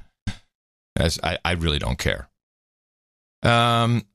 So now we have so the president's on his way to meet with Putin, and then the new meme is launched. He should not meet with Putin because Putin hacked our election. I like the fact that various Democrats are coming out and telling the president what he should or should not do. Barry, I mean, they're just Chuck grandstanding. Schumer. There's no way he's going to pay attention to any of them. But this is the worst kind of grandstanding in front of the 2018 elections. Yeah. I think they're starting to blow it, to be honest about it. But the timing, of course, is fantastic. I think in the president's favor to have a new 12 new Russians indicted on the very last minute of your business week there on a Friday. I have a clip. You can play. I'd love to hear it. But first, I want to play the pre-clip, which is 12 indicted, stunning detail. I think it's funny. Okay. Paula and Dan, the indictment against 12 Russian intelligence operatives is stunning in its detail, spelling out just how aggressively Russia was in stealing huge amounts of data from Democrats to interfere with the 2016 election. Stunning amount of detail. Well, I read the stunning amount of detail, which, interestingly enough, at times to the letter, is identical to a lawsuit filed in California in 2017 by George Webb, if you remember that name. George Webb is some ex-intelligence guy who was doing video after video after video. Remember this? No. We played a couple of his clips. He still does. It's like a daily video. It's like could be 5, could be 15 minutes. And he was mainly talking about Podesta. And in 2017, he sued Podesta and other elected and public officials, including some in the Justice Department. And his allegation was that it was the Awan brothers who hacked into the Podesta system, DNC, the DCCC, and that it was those guys that did the hack, who obviously, with working for Debbie Wasserman Schultz, probably had access to a lot of things. And we know that these guys were just let off the hook very easily with some slap on the wrist for, I think, a rather outrageous banking fraud. I think I would get in more trouble. Well, yeah, you would. That's why I think the whole thing was some sort of a CIA scam. Well, who knows exactly? But the fact that some pieces of the indictment were I have both of them in the show notes, identical to the Mueller indictment of the spear phishing setup where they used Act Blues instead of Act Blue to have people click on that. I mean, all of this seems, you could say it was plagiarized. I don't know if it was, but to say, oh, such incredible detail. Yeah, it was a lot of detail for a Justice Department who never saw the server.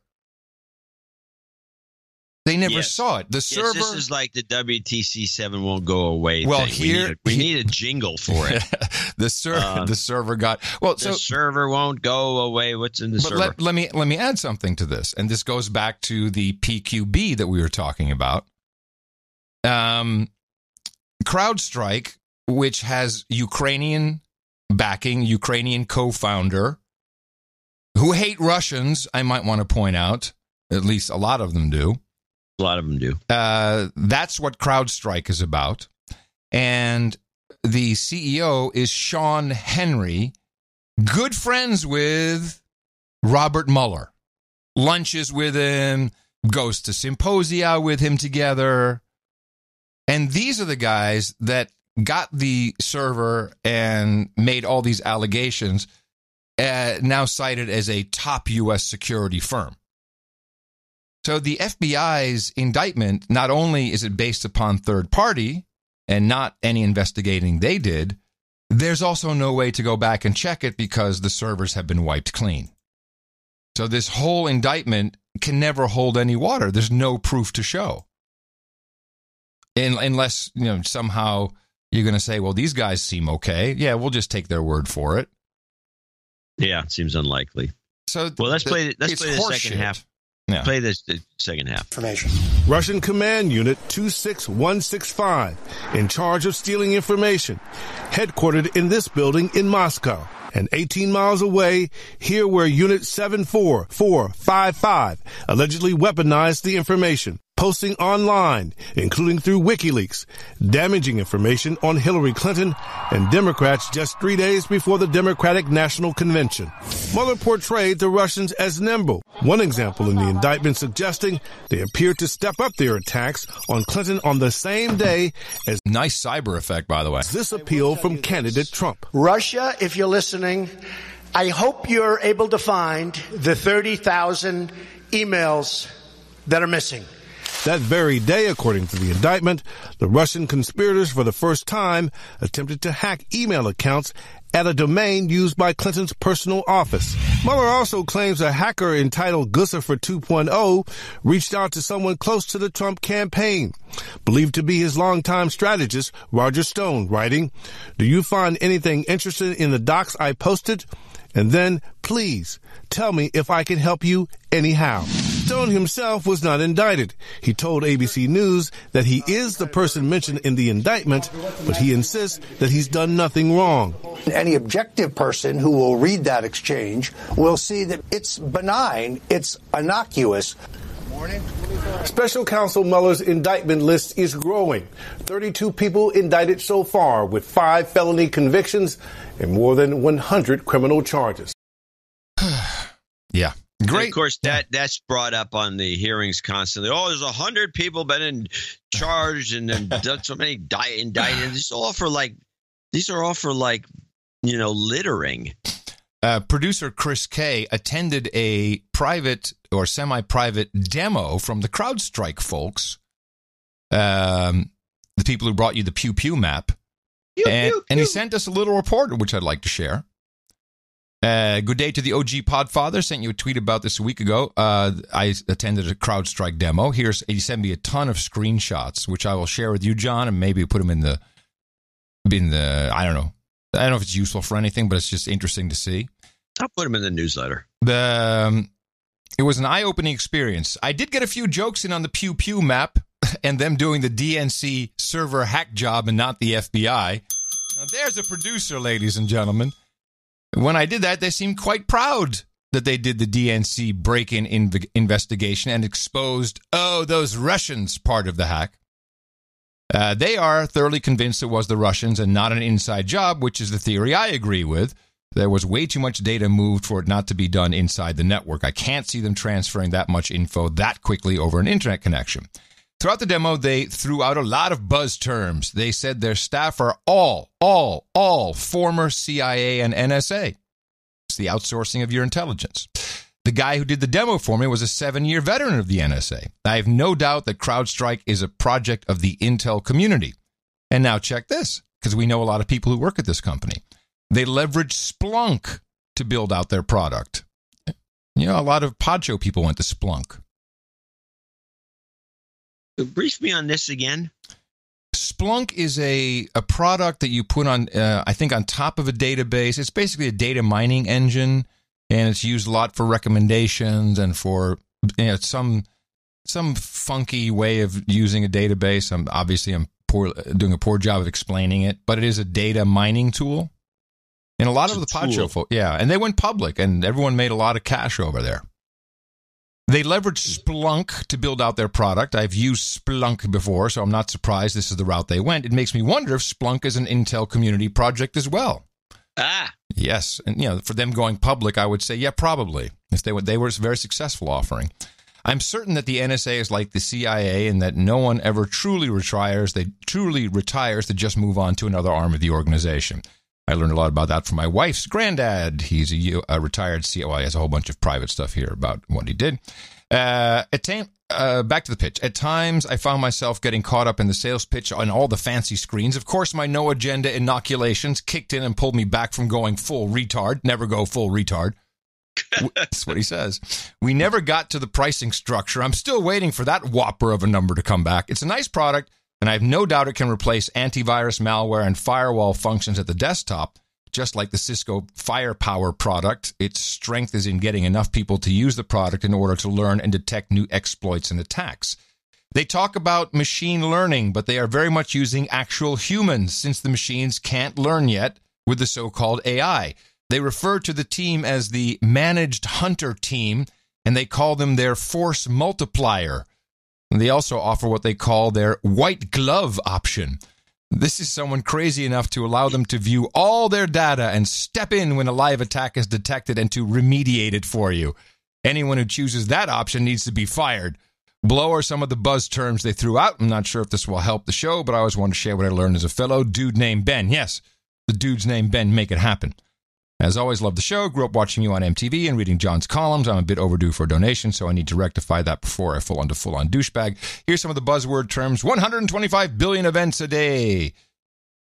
They only collect metadata. DNA of an attack. Nation states. Indication of attack, or IOA. Non-sales staff, all ex-CIA and NSA. IT hygiene, and built on Splunk. So, nice hyped-up company. Nothing there doesn't make sense. Led by a guy who was friends with Robert Mueller. Yeah.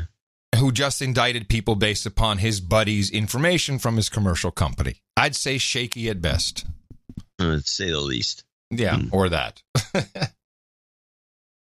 Now, that doesn't mean that we didn't have enough people going just ape shit over Trump having the audacity to go see Putin. And again, I think if anything, he set it up this way. Like, yeah, go ahead. Tell him now is perfect before I go over there. Let everyone go crazy and ask me to not go or to tell Putin to extradite these people. And so it's just all kinds of CNN was just going nuts. Oh, hold on a second. Was extradition requested? I bet it wasn't. It's being in the indictment? Yeah. Ooh, that's a good question. Well, I have it here. I guess I could look. I can do a quick search. I don't think extradition was asked for. Of course not. Let me just see. Will this open? Here we go. Let me do a quick search. Extra. No. Phrase not extra, not even found. So no. Of course not. No. No. Of course not. I mean, you think you could at least go against the 26165 guys, let alone the 74455. Right. But also, an indictment is not a conviction, but you'd think it was. Anyway, so, Putin is crazy. Putin is a nut job. Putin is doing all kinds of crazy stuff. Actually, I'll start. Somehow he's smarter than that dummy Trump. Well, here's Meet the Press from this morning. This report that you and I were talking about before the show, it also notes that among the things the Russians did was mining for Bitcoin. Now, Bitcoin gets complicated, but basically what that does is you have a computer system that does incredibly complicated computations. And by completing them, the system allows you to generate more Bitcoin, which means the Russians generated money to make this happen. They literally minted money to hack our election system. Now, the president saying, well, I don't know if I'm going to ask for extradition is stunning. If someone broke into the Bureau of Engraving and Printing and stole American dollars to commit a crime against the United States, it would be an immediate call for extradition. They are literally minting money. No surprise. Yeah, that sounds like a good comparison to me. Wow. Is this guy off the rails? Is that nuts or what? It's like stealing the plates and printing U.S. dollars. No. No, it's really not. Isn't that great? That's the funniest thing I've heard for quite a while. I'm going to give you a borderline clip of the day for that being so outrageous. Well, what say ye from clip number 2? And listen carefully to what she's really saying. This is Cynthia Hooper. Now, if Trump actually does go to Helsinki, meets with Putin and has some kind of cordial interaction with him, or even reaches a deal on something quite concrete like Syria, the Russian press is going to be able to sort of say that any naysayers to this new kind of détente or rapprochement are simply, again, echoing this old story of Russophobia, and that plays very well to the Russian people. Okay, so if I understand her correctly, if Trump and Putin somehow arrange to create peace in Syria. That's bad. It's bad because it's bad because then everyone could say because then the Russians can promote themselves as not being horrible. I mean, I'm speechless over this. What kind of illogic do these people deal in? And I love that she says rapprochement. She says rapprochement and Russophobia. Russophobia and rapprochement. I mean, gee. Rapprochement, I do tell you. Well, then we have this. Kimberly, I know you have a lot of contacts in the national security. This is she's going to toss to Kimberly Dozier. I believe she is a former CIA operative. Community, what do you know about the current threat? Well, this current threat is something that is much discussed, much recognized by the intelligence community, by the Pentagon, and it's something that they are daily fighting against. So you're getting a bird's eye view of what President Trump is getting briefed probably nearly daily. That said, what Trump hasn't done, to our knowledge, is to declare some sort of war on cyber threats by Russia the same way there was a declaration of war on al-Qaeda, war on terrorism. And while every day you've got national security professionals battling it out in cyberspace against Moscow, what you don't have is a concerted effort with extra resources like we had in the war on terror. And that's what they don't seem to be able to get across to the president in the briefings to him. And it's a matter of frustration for a lot of people. They think maybe it's going to take some major hack before he gets that they are not just adversaries, but enemies probing U.S. defenses every single day. Probing our defenses. We're not doing enough with cyber. It'll take a major hack before this dummy figures it out. Stupid dummy. And this one took the cake. As Putin and Trump prepare for that face-to-face meeting, the people of Ukraine are watching closely. Does this meeting signal a resolution for the Crimean Peninsula, where, we should just remind you, there's a war going on backed by Russia on Ukrainian territory? What? But first... Wait, John, there's a war going on in Crimea. I didn't know that. Oh, you didn't know that? There's a war going on in Crimea? Did you not hear the reporter just say that? Listen again. I think it's a war on prices. I'm telling you. Hold on. Resolution for the Crimean Peninsula, where, we should just remind you, there's a war going on backed by Russia on Ukrainian territory. There's a war going on. I think we need to go to our correspondent right now. John, can you hear me? Yeah, I can. Adam, tell us what you know. John, I'm learning that there's a war going on in Crimea right now. They obviously have green men. Russians are in Crimea. As you know, Putin stole this. He stole it. Oh, my God, there goes an RPG. As you know, Putin stole all of this. So there's a war in Crimea, John. Back to you in the studio. Thanks, Adam. Be safe. That was Adam Curry reporting. That was Adam Curry reporting from Crimea, where there's a war going on. I think it's a war on prices at Ivan's Furniture.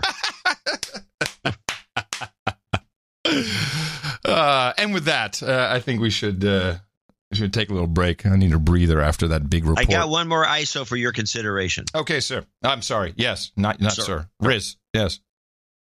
New podcast.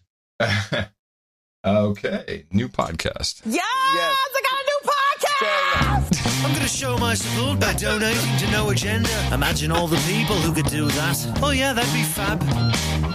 Yeah, on No Agenda. In the morning. I think that one takes the cake. That is one of the best ones you've ever gotten for me. This is my new ringtone. Yes, I got a new podcast! I didn't know Brian Brushwood could talk that high. That's good. Yeah, it's stunning. Well, after his, what happened. Yes. Sean DeSantis, $133.33. We do have to thank a few people for helping us a little bit. We have all of 20 people here. Sean DeSantis, Darren Turbeville, 10420. Thanks for the sanity, he writes. Laura. No, Darren Turbeville says, "Hi, friend. Thanks for the convo." Oh, that's right. I think this is one of your Ukrainian Skype buddies. Ah. Yeah. Oh, yes. Yeah. Right. We're plotting against the Ivans because we have our own furniture place. Laura Wilson in Sammamish, Washington says thanks for the sanity. The women appreciate the sanity. They do. Jackson Butler in Levelland, Texas, 7141. John Boyd, 6969. Ryan Headlam, 6633. Sir Lucas of the Lost Bits is back from Tacoma, Washington, 6432. Hey, John. We had one person for Bastille Day? Yeah, Jackson Butler. One. Yeah, well, we don't like the French in this country, apparently. Commies.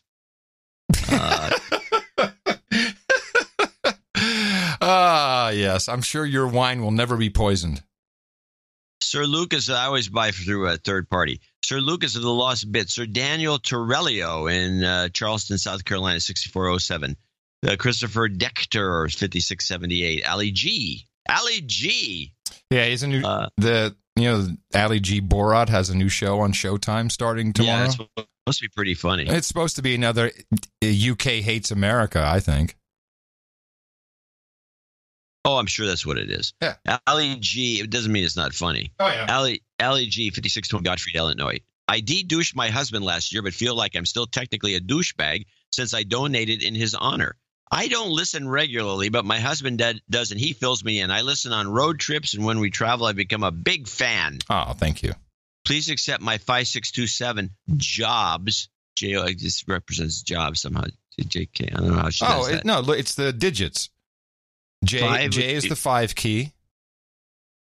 Oh. I believe. Oh. Where's my flip phone? No, I don't think so. LMNO. No. I don't know what she's referring to. And send some job karma to her husband. We'll put that at the end for you. Dame Patricia Worthington comes in from Miami, Florida with $50. Jason Zeisler in Renner, South Dakota. John, stop. Yeah. On a phone pad dialer, J is 5, O is 6, B is 2. Okay. Okay? All right. Yeah, but I was looking at the keyboard or I was thinking of the alphabet. Yeah. Well, I know you got your little phone there with a dial on it. Yeah. I got a flip phone. Everything Easy makes to figure sense out. to you. Yeah. Yeah. People sending me messages now because they know I'll recognize Hello, 1980. it. That's right. Proud of it. Whitney Simon in St. Louis, Missouri, 50. And you have a red note here, which means my boyfriend, Matt, Whitney's boyfriend, Matt, and I live in St. Louis and both really enjoy your show. He's an avid listener who plans to donate but has not yet done so. Since his birthday is coming up and he's a pretty simple guy, I think a perfect gift is beating him to the punch and making a donation on his behalf. This is a good girl, this. And it would be great if you could give him a special douchebag shout. Douchebag. Happy birthday, Matt. I don't know if Matt's on the list for birthdays. He's the only one. Oh. I know you'll like this. I also want to say thanks for the hard work which is put into creating this masterpiece. Thank you, Whitney. That's very kind of you. And you're a great gal. Love your man. Great gal. Yeah. The following people are all $50 donors besides Whitney. Name and location if available. John Holler in Missoula, Montana. Keith Yarborough in Austin, Texas. Trevor Hoagland in Portland, Oregon. The Skylar Visconti in Bakersfield, California, where the high-speed rail goes. I think it's Sir Skylar, actually. Could be. Yeah. Hi, Sir Skylar. Matthew Hardy in Gold Coast, Queensland. Sir Chris Lewinsky, that's a fact, in Sherwood Park, Alberta. Walter Zandberg in Rotterdam. Very good. 50. He also thanks us for sanity. Yeah, we get a lot of that recently. Thomas Starkweather, that's where we can push the envelope on the insanity part a little more. Hey, I want to read this from Thomas. Tom is one of our end of show mixers, and we have Thomas Starkweather. Yes, yeah. And he did one for us today as well. And actually, I want to credit everyone who has a end of show mix today. So it's Danny Luce. We've got Tom Starkweather, and UKPMX is also back. So we've got some great end of show mixes. And he says with his $50 donation, his donation is in addition to my monthly and is specifically in response to a surprising positive note from John on both DH Unplugged and the best podcast in the universe regarding people using bikes. I did not want it to go unnoticed. In New York, we face incredible animosity from the cops and distracted drivers in matters of bikes. Drivers often get off with no charges for hit and runs, and the biker gets blamed posthumously. Requesting moving karma as I move in with my girlfriend, a brilliant news producer and NA producer as of this year. Yes, excellent. We'll have many hours together enjoying the show. Many thanks, Tom. Congratulations, Tom. We look forward to all you guys do that, and all of our producers, but this makes me happy. We should mention, we do have a lot of people that are in the media. Actually, those photos that were taken and were put in the newsletter, and there was way too many of them, and that was about half the collection. Was done by a guy who had to remain anonymous because he is a member of the MSM. And he could be making real money from that stuff.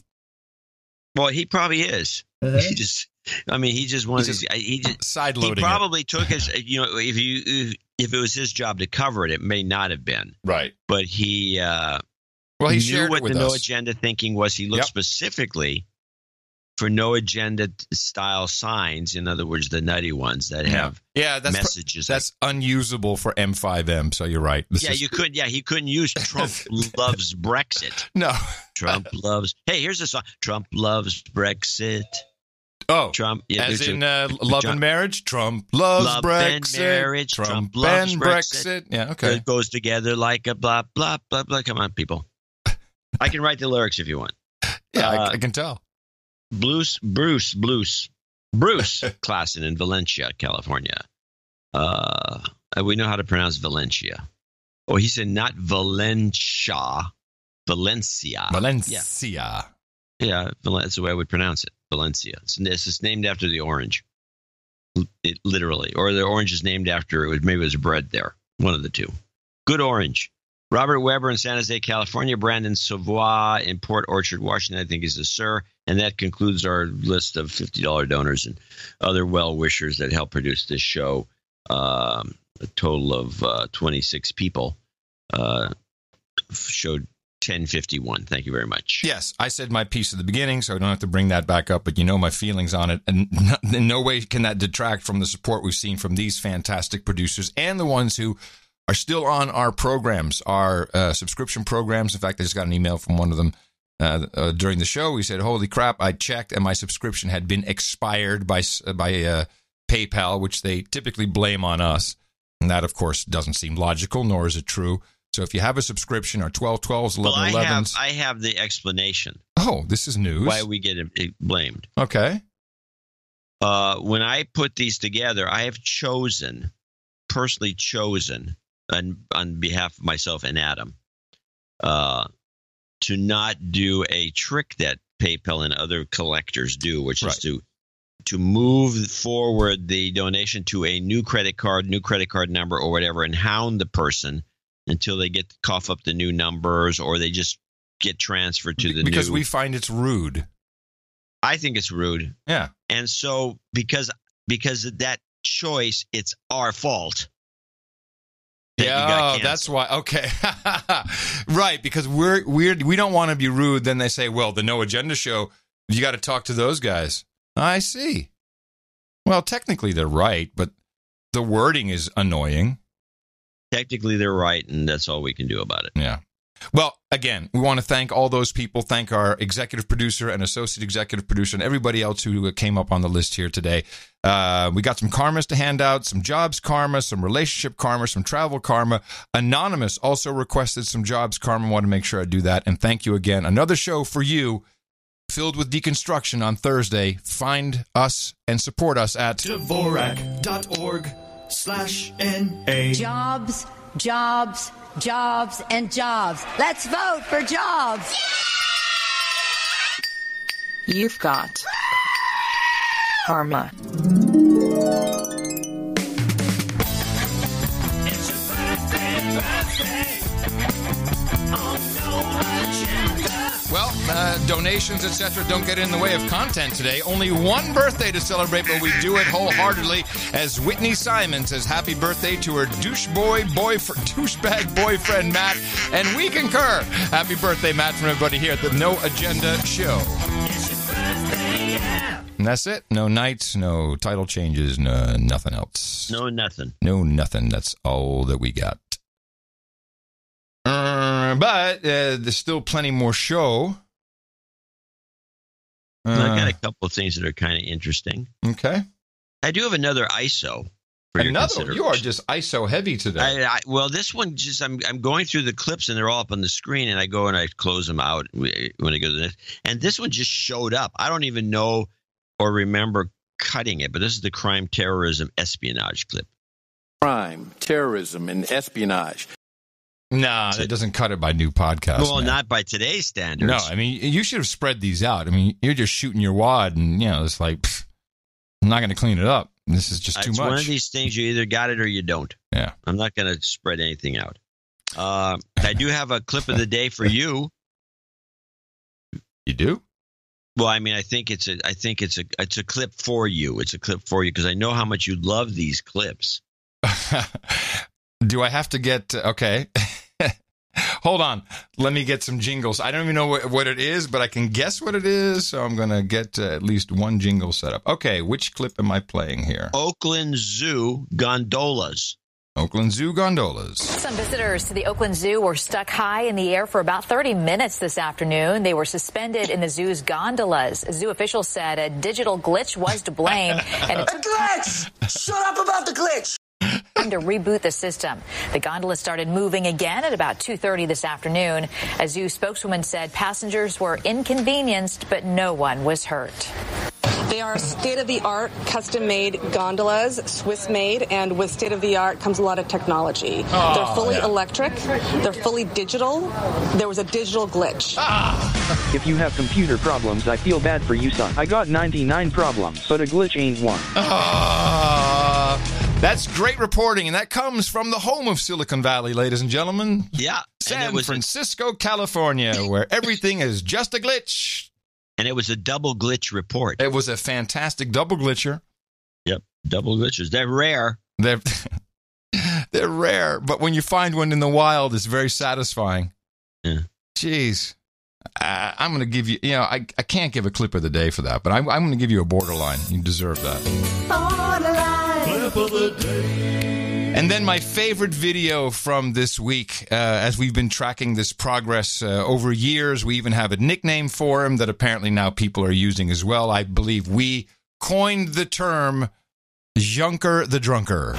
It was a difficult NATO summit for everyone, but none more so than European Commission President Jean-Claude Juncker. The 63-year-old stumbled and lost his balance several times ahead of a dinner on Wednesday evening. Juncker has said he suffers from sciatica, and others confirmed he complained of back pain. Asiatic. Just asiatic. He doesn't have a serious health problem as far as I'm aware of, but he does have a back problem for some time. Do you think that was the problem? Because he was smiling and in good spirits, so I just... Yeah, but he is good spirited, but he has a back problem for some time. But for the rest, I think you have to go to the Commission to ask for more information. Euronews reached out to the European Commission for comment. A spokesperson said it's not appropriate to discuss health issues publicly. Drunk or not drunk? I think we know the answer. The guy's a souse. And you have to see the clip because it was... I saw the clip. No, not the clip. The clip that I just played from Euronews.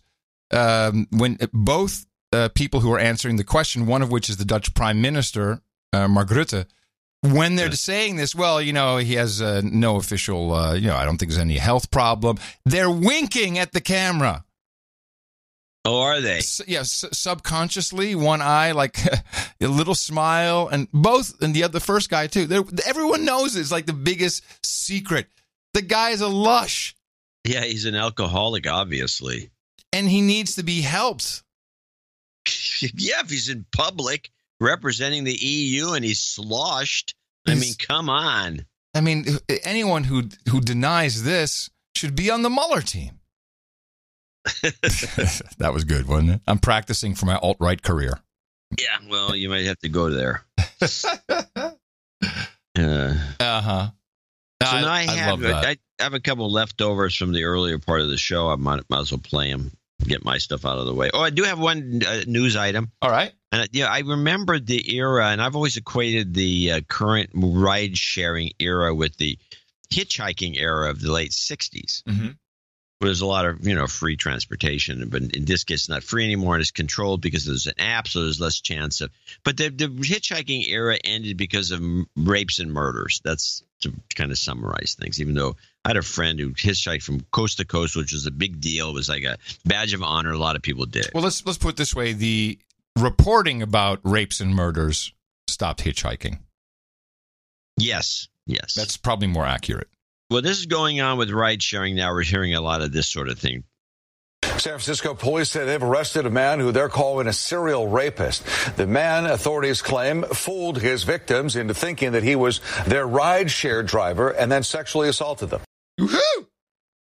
Anyway, that went on for 10 minutes, given this report, and some creep that, I don't know, how are they intercepting these calls? Are they just driving around looking for someone that looks like they're waiting? I read quite an in-depth article about how this is done. There's ways that they can spoof the app or spoof with GPS locations. And there's a number of things that are being done so they can get your ride. They can find out if you have a ride. They can then drive up themselves and grab the ride, or they can book a ride on your behalf and then have the GPS, spoof the GPS so it looks like you're in the car driving around, and then you get charged and they get the money. I mean, there's a whole bunch of different things that are possible. Wow. It's technology, man. It's a glitch. It's just a glitch, baby.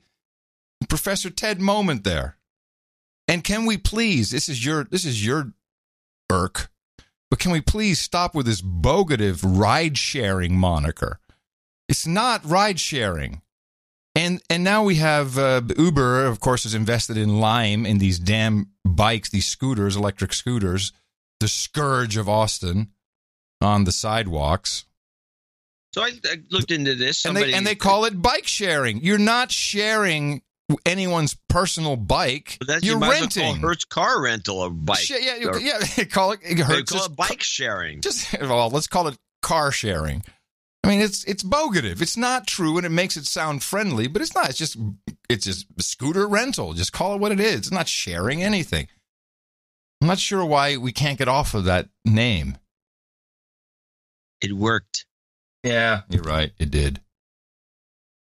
Go ahead. Well, let me play a couple other things.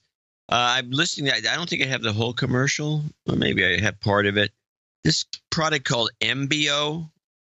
Which is Embio. It's for people who are nuts. Something I'm not sure. Is this a psychotic drug? It might be, but the point is, they got a little piece of information in here I've never heard on any. As a disclaimer, I've never heard anything like this. If your moderate to severe ulcerative colitis or Crohn's symptoms are holding you back, and your current treatment hasn't worked well enough, it may be time for a change. Ask your doctor about Entyvio, the only biologic developed and approved just for UC and Crohn's. Entyvio works at the site of inflammation in the GI tract and is clinically proven to help many patients achieve both symptom relief and remission. Infusion and serious allergic reactions can happen during or after treatment. Entyvio may increase risk of infection, which can be serious. PML, a rare, serious, potentially fatal brain infection caused by a virus, may be possible. This condition has not been reported with Entyvio. Tell your doctor if you have an infection, experience frequent infections, or have flu-like symptoms or sores. Liver problems can occur with Entyvio. Nice. All right. Sounds like a winning product. It's for Crohn's disease. Well, I gotta say, if you have Crohn's disease, you can be pretty damn desperate. So I can understand that anything, people would love anything that helps. That would be true. So this drug could cause this brain virus that I guess will kill you or something. Yeah, could. But this says there's never been a reported incident of it using Entyvio. So where do they get this information from, and why do they have to disclaim something that's never happened? I don't know. I've never heard it ever on any. As you know, we both listen to these drug commercials, yes. With our ears perked up. Yeah.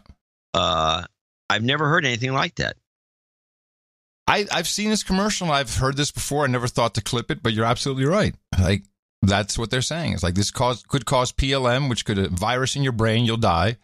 But that's never happened. But if anyone, if you're feeling, you got a headache, call your doctor. Maybe this is your old theory. Just add on a bunch of horrible things that can happen. Yeah. To get people to take it, because by your old theory. Well, the theory is, and this is evidenced with cigarette packages, the bigger the warning, the more horrible the warning, the more inclined people are to buy the product and use it. And why this is, I can't explain, but this is why the cigarette companies in Europe, in particular, where this is mandatory, have the most unbelievable pictures. And, it's gotten to a point, I know that people in the Netherlands certainly joke about it, saying, I have a baby dying of cancer. Can I trade that? Who has a horrible lung picture? I mean, they're playing these games, like Go Fish. Go Fish. Mm-hmm. There's another oddball clip. Play this Walk Away Girl and Freedom of Thought. Yeah, this is a Russian bot, I presume. The walk away movement is just Russian bots. You know that, don't you? It's not real. I can't even remember what it's about. Well, the walk away campaign. Yeah, walk away. Right. Well, right. Right. The walk away campaign. Right. This is why. Okay, you don't have to play this clip yet. The walk away campaign. Well, I don't know that it's Russian bots. Well, it's not, but that's what's being said. Because all these people that do the testing. No, John, that's what's being said, because, of course, it's a real thing. Oh, okay. You have me confused, because I lost track of it already. Oh, I'm sorry. No, we had a couple things on. A couple of shows ago, we talked about it a little bit. Then I forgot all about it. And there's a bunch of people that are kind of getting it kind of kick-started, to use that word.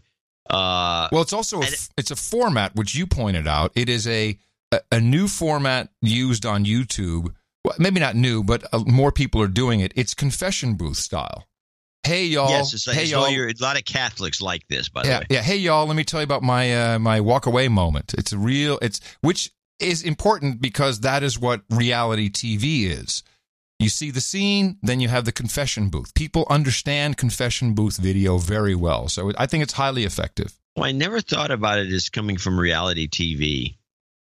Well, but it is. Now that you mention it, all the scenes the same. Mm-hmm. It's like they're talking, oh, yeah, Bill, he left me, and I, yeah.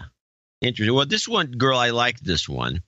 This one had a nice message to it, and I thought it was sincere.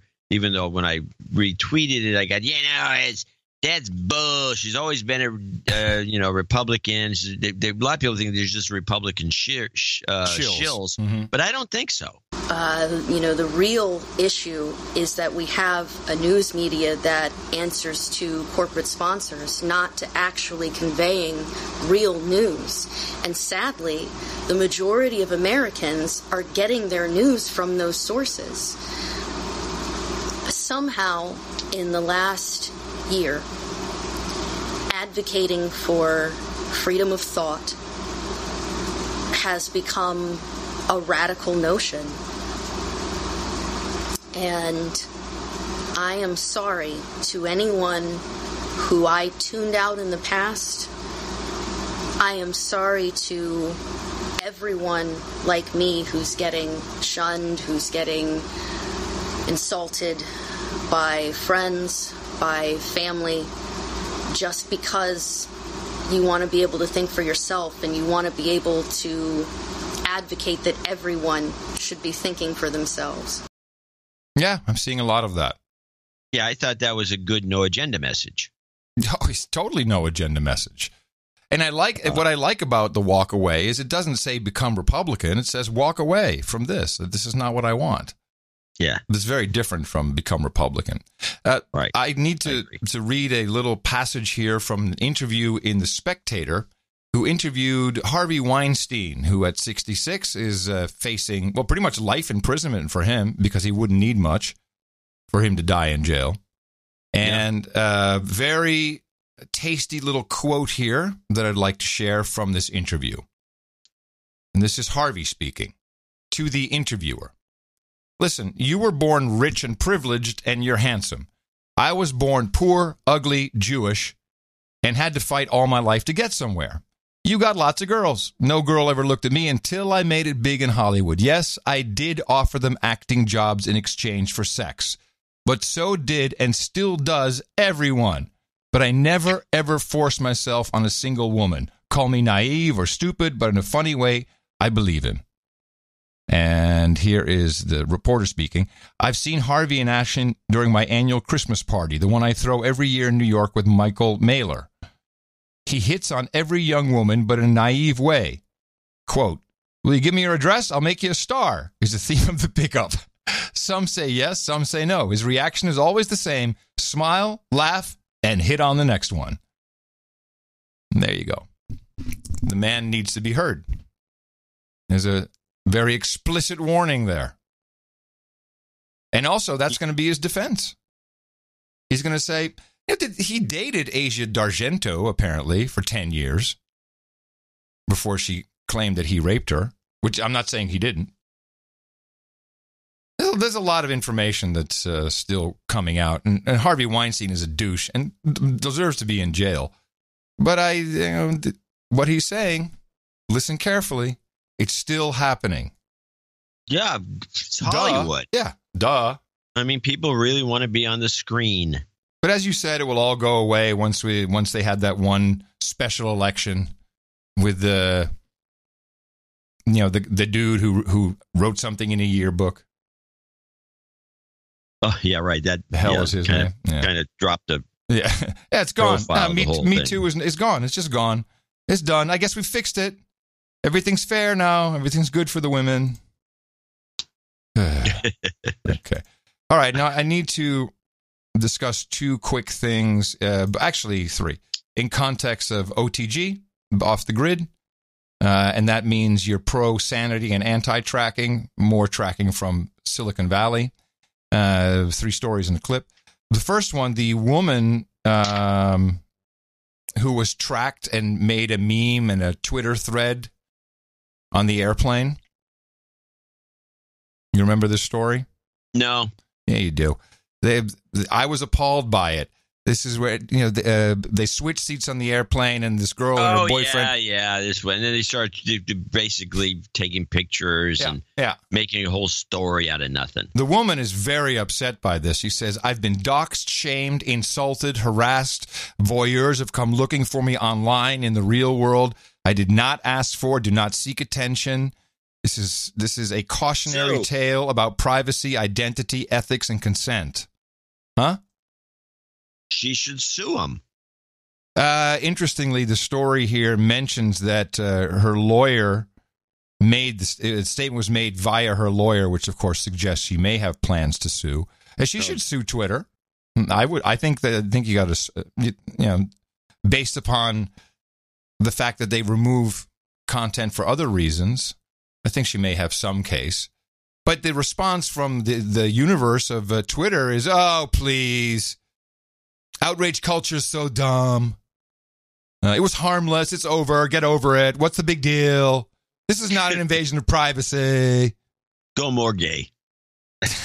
More gay on it. This is not an invasion of privacy. What's the big deal? We do it every day to celebrities. Like that? Or is that Too Valley Girl? You're nailing it. It's pretty good. All right. So there's that one. Then there are two... well, actually, there was a hack that just came in this morning, and I want to talk about this particular hack. Time Hop. I don't know if you've heard of Time Hop. I had not heard of it. I have heard of it, but I don't remember what it is. Time Hop is very popular with the adults under 40, and I'm speaking to them specifically, but anybody who uses these systems... You've used that term two or probably 3 times in the show. It's millennial. For some reason. Yeah, well, I've said this previously, which you don't remember. I said millennials prefer to be called adults under 40. I don't know of one millennial that prefers to be called that. All right, so it's millennials. Time Hop is a platform where you give them access to all of your accounts, your social media accounts, and they track everything, so their interface is a way for you to easily hop back in time to see what happened across your social media channels at a specific date or specific time. Now, the fallacy, and they were compromised, and there's millions, of course, of pieces of information out there. It's breached. This is what happens. But the problem with this is that you gave them... A second ago, you used the word phallus. Fallacy, I meant. Yeah, why don't you listen to what I'm talking about and stop being fucking shit? God damn it. It pisses me off when you do that. It's not funny. If it were funny, I could understand. Just fucking my words. I know it's very Beavis and Butthead. For the fucking amount of donations, I don't need to take that abuse. Okay. Continue, please. Uploading your information and your access controls to a centralized platform is stupid. You think? There's another one, and I'm going to tell you right now, called Updater.com. And Updater.com is a company that is being heavily marketed to millennials and college kids because it helps you move. So what you do is you give them your address, your cell phone, all your subscriptions, your cable subscription, your credit card number. You give them everything. And when you move, they take care of it all. And all the management companies of all buildings in America are now signing on to this system where they have all of your information to make your move easy. And I tell you, I've seen this and heard it with my own eyes. It's great. This is so handy. It's so easy, particularly when you're moving around during your college years from one apartment to a dorm. Your address changes. And I just wanted to read their business model because they're a pretty big company, just so people understand what their business model is. Hundreds of the most prominent real estate companies in the U.S., from real estate brokerages to property management companies, rely on Updater to help their clients transition to their new home. With significant market penetration of all U.S. household moves, Updater enables contextual and personalized communications between relocating consumers and the U.S. businesses spending billions of dollars trying to reach them. You are being taken. And it's dangerous because these guys get hacked. They got a lot more than, some token authorization like the Time Hop people. And I'll say the same for the, what's the name of the company that'll protect your identity? Those guys will get hacked too, and everyone's identity will be out in the open once again. This is a bad thing to be a part of. And this stems from that, I think it was a financial services company that you'd put all your accounts in with their system. The U.S. Postal Service does this too, and all of a sudden you get magazines and all kinds of crap showing up. I don't know about the Postal Service. I do. I've done it. But what? I've done it. I've used them, and we've talked about it on the show. It doesn't matter. You don't remember. I've used them, and then they put you on lists. You don't think these guys put you on lists? Yes, they're selling it. That's my whole point. Or is there a fee for this? Not to the college student, no. Oh, well, there you go. There you go. Now you're a product. I just read you the business model. Yeah, I know. I heard that, but I didn't know that they were just productizing these poor users. You mean kids? Kids. Yeah. Well, I'm looking at the users they have a bunch of pictures, and there's mostly young women, some old guy, black old guy, an old mom-looking woman. So they're not marketing directly to kids. Maybe not the website, but they are at colleges. You better believe it. That's where I got the information from. Someone have to sign up for something. Well, I can see it. No, they're not dumb. They're just misinformed. And they say, oh, this is so great. It's so handy. But they're giving their credit card numbers. Everything's in there. Yeah, it wouldn't be a good idea. And then you get hacked and boom, you're broke. Finally, just to add some more context to the reason why I like my Kyocera flip phone, which does not have an app infrastructure. Apps are just evil, and it's not about the GPS. In fact, these researchers from University in Boston, forget which one, did some tests, and here's what they learned. It's called a side channel attack because it targets sensors in your device that weren't designed to provide location. Like the accelerometer, it measures how fast the phone is moving, the gyroscope that tracks rotation, and the magnetometer, which works like a digital compass. Guevara Newbeer is a professor at Northeastern. People don't really realize that their mobile phone, with access to all these sensors, is in some sense potentially like the best spying device you can imagine. And he says combining readings from the sensors could arm criminals with secret info.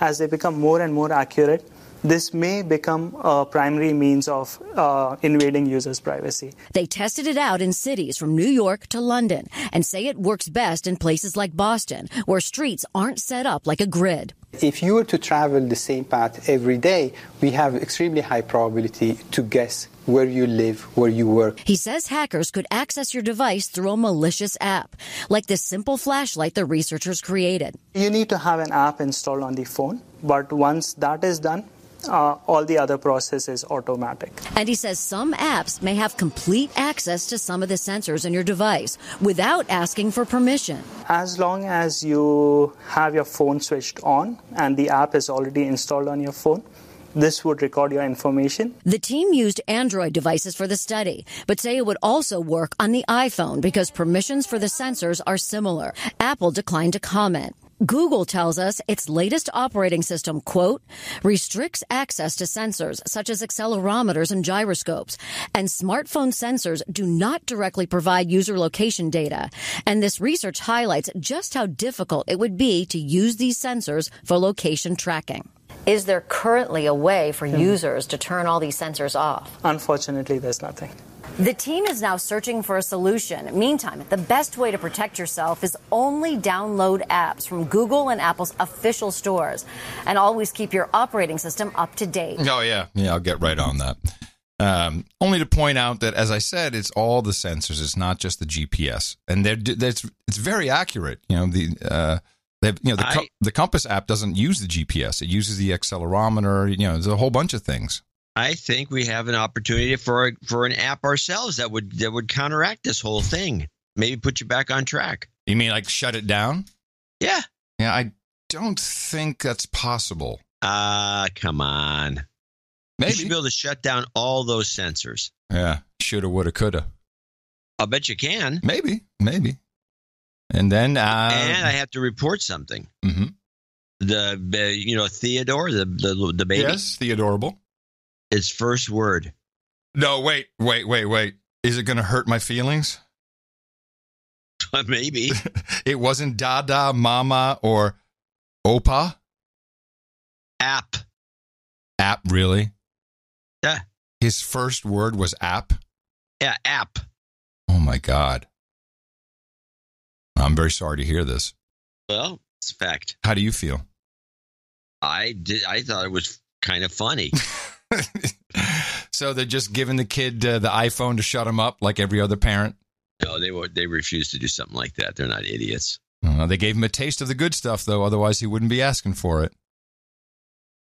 Well, he points to cognac when he says app, so it seems unlikely he knows what it means. Now he's getting a good education. Grandpa's on the case. This is it's good news. App. Hey, Gramps, dip my binky in that again, will you? We know what's going on. A report from the OPCW, which is worth sharing because, you know, what do we know about Assad and chemical weapons? Well, it depends on what we're told. I mean, a lot of it is we've had to kind of reverse engineer to know what we know. Well, the most recent attack on April 7th was chlorine, was it not? It was chlorine and killing people, and it was Assad's. Remember, they had the proof, and the thing came through the roof. Look, here it is. This is all Assad's doing. Well, you're talking about Bashir, not Julian. Exactly, Bashir al-Assad. The Organization for the Prohibition of Chemical Weapons, OPCW, issued an interim report on their investigation to date regarding the allegations of chemical weapons use in Douma, Syria, on April 7th. The activities in Douma included on-site visits, collected environmental samples, interviews with witnesses, data collection. In a neighboring country, the team gathered or received biological environmental samples and conducted witness interviews. Hold on. Are you going to let me guess what happened? Sure. It turned out there's a bunch of bull crap. OPCW designated labs conducted analysis of prioritized samples. The results show that no organophosphorus nerve agents or the degradation products were detected in the environmental samples or in the plasma samples taken from alleged casualties. Along with explosive residues, various chlorinated organic chemicals were found in samples from 2 sites for which there is a full chain of custody. Work by the team to establish the significance of these results is ongoing. So they're going to try and hush up the chain of custody because they know where it came from. And guess what? It wasn't from Assad. And there was no nerve agent involved. Gee, did you hear any reporting on that? Well, the first time this happened, when they determined those early rocket attacks that were violating Obama's red line, those early reports indicated that it wasn't Assad, and there was plenty of documentation to back that up. And we didn't hear much about that, if anything. So I would guess that no, you're not going to hear anything about it because it doesn't fit into the scheme of things. Exactly. But I'm glad that we have a chance to report these things. Just need the headline. It's enough. It's kind of depressing. Well, I think that we do important work. It's depressing. We got very little compensation this last round. And the news is just worse than ever about reporting real news instead of what, some narrative somebody dreamed up or said the CIA wants them to report. And I blame the CIA for this. Although they seem to have some sort of the goods on Trump, or they think they do, about something the Russians have on him, which sounds like PP tape. It sounds like it doesn't make a lot of sense to me. I'm sorry.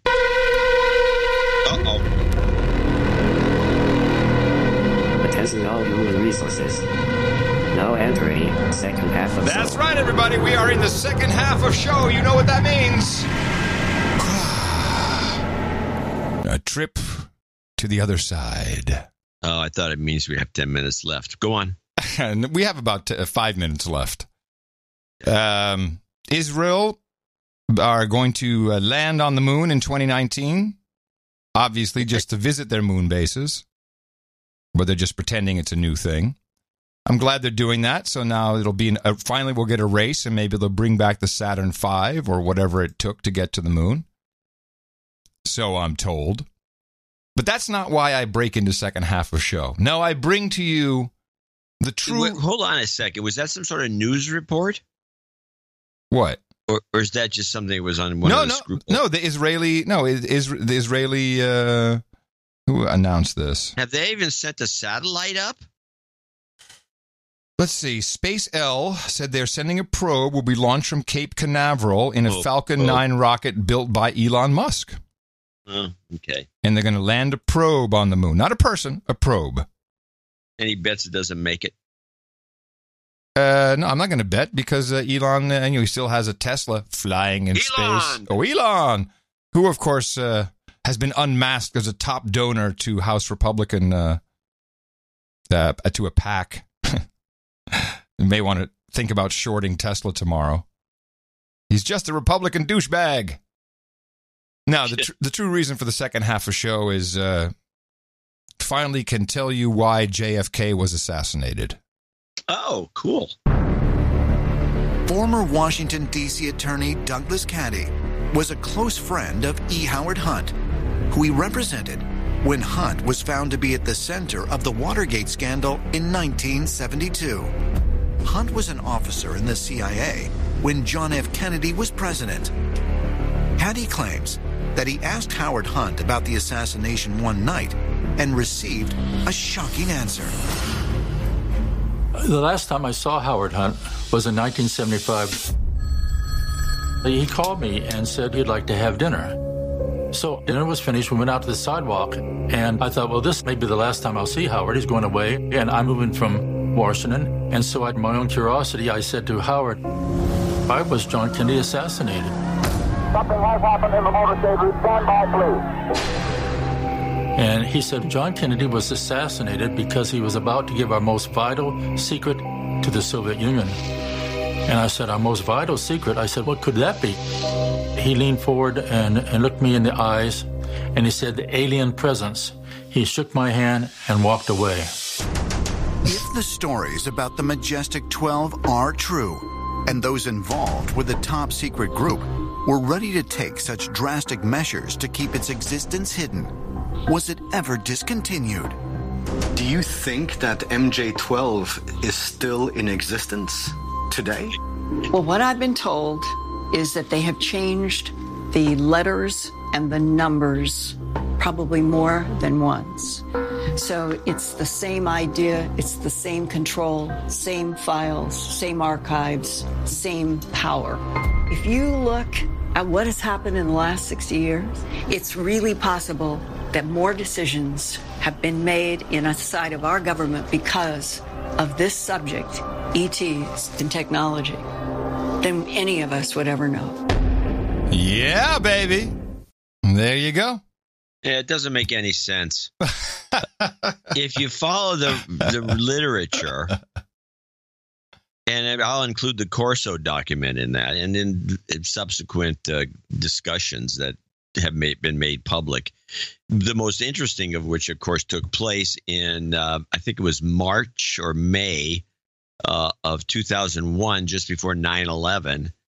Where there was something like 40 of these guys from different parts of the government and all over the place making this huge confessional in Washington, D.C. Yeah, it was open disclosure.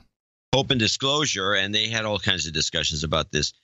It's believed that the literature believes that the Russians know about this. There was nothing to disclose that Kennedy was going to tell them that they didn't know.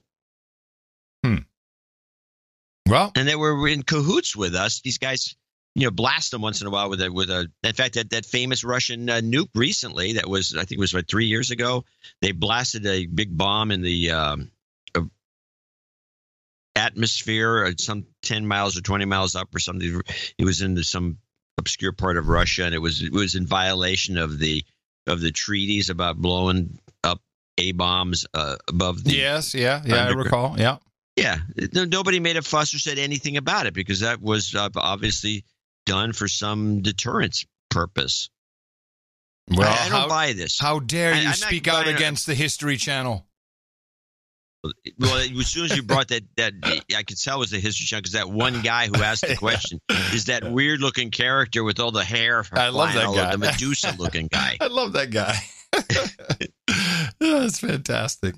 So I'm going to bring people back up to speed on this. So, it seems unlikely. All right, you got anything, or can we close this out for today?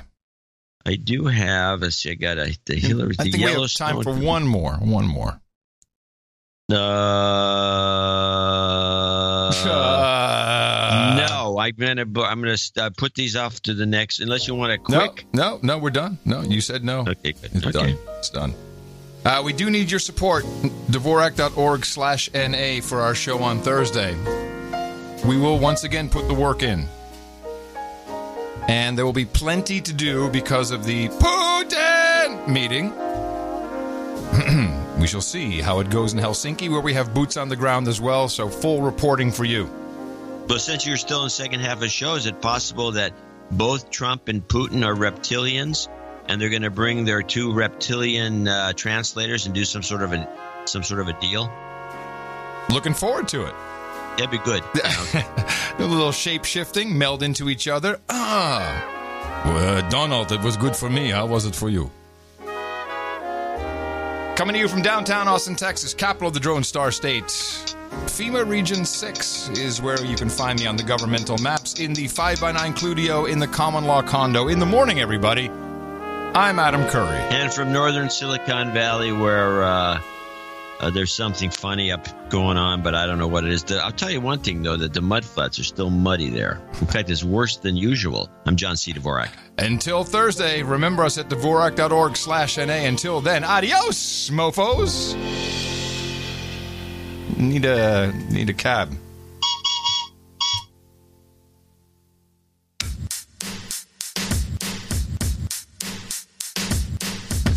And, fuck the EU. And, fuck the EU. And, fuck the EU. And, fuck the EU. And, fuck the EU. And, fuck the EU. And, fuck the EU. And, you know, fuck the EU. And, you know, fuck the EU. And, you know, fuck the EU. And, you know, fuck the EU. And, you know, fuck the EU. And, you know, fuck the EU. And, you know, fuck the EU. And, you know, fuck the EU. And, you know, fuck the EU. Donate to a No Agenda. They give ushers week after week. Donate to a No Agenda. It's a show that's really unique. Donate to a No Agenda. Listen to John and Adam speak. Donate to a No Agenda. Science is turning into a clique. Regular order. Sure, happy to indulge you. OMG, he's an idiot. In the future, tear down the underpinnings of what represent law and order in this country. I have always told the truth. The gentleman controls the time. It is a three-ring circus. I cannot express to you my love of the FBI. Regular order. Please, have you Mr. Chairman, this is intolerable. Any collusion? Between Russia and the Trump campaign. Any collusion? I don't give a damn what you appreciate. How many times did you look so innocent into your wife's eyes? To suggest somehow that we can parse down the words of shorthand textual conversations like there's some contract for a car. Chevrolet Cruze, and this is the serial number. I did verify that. Well, let's just go through the itemization of amount financed. It is a three-ring circus. Regular order. Why the F? What the F happened to our country? The alleged collusion between Russia and the Trump campaign. Any collusion? And what is going inside you? You need your medication. Sure, happy to indulge you. And I told some of the other guys, he is really good. OMG, he's an idiot. My texts have created confusion and caused pain for people I love. What the F happened to our country?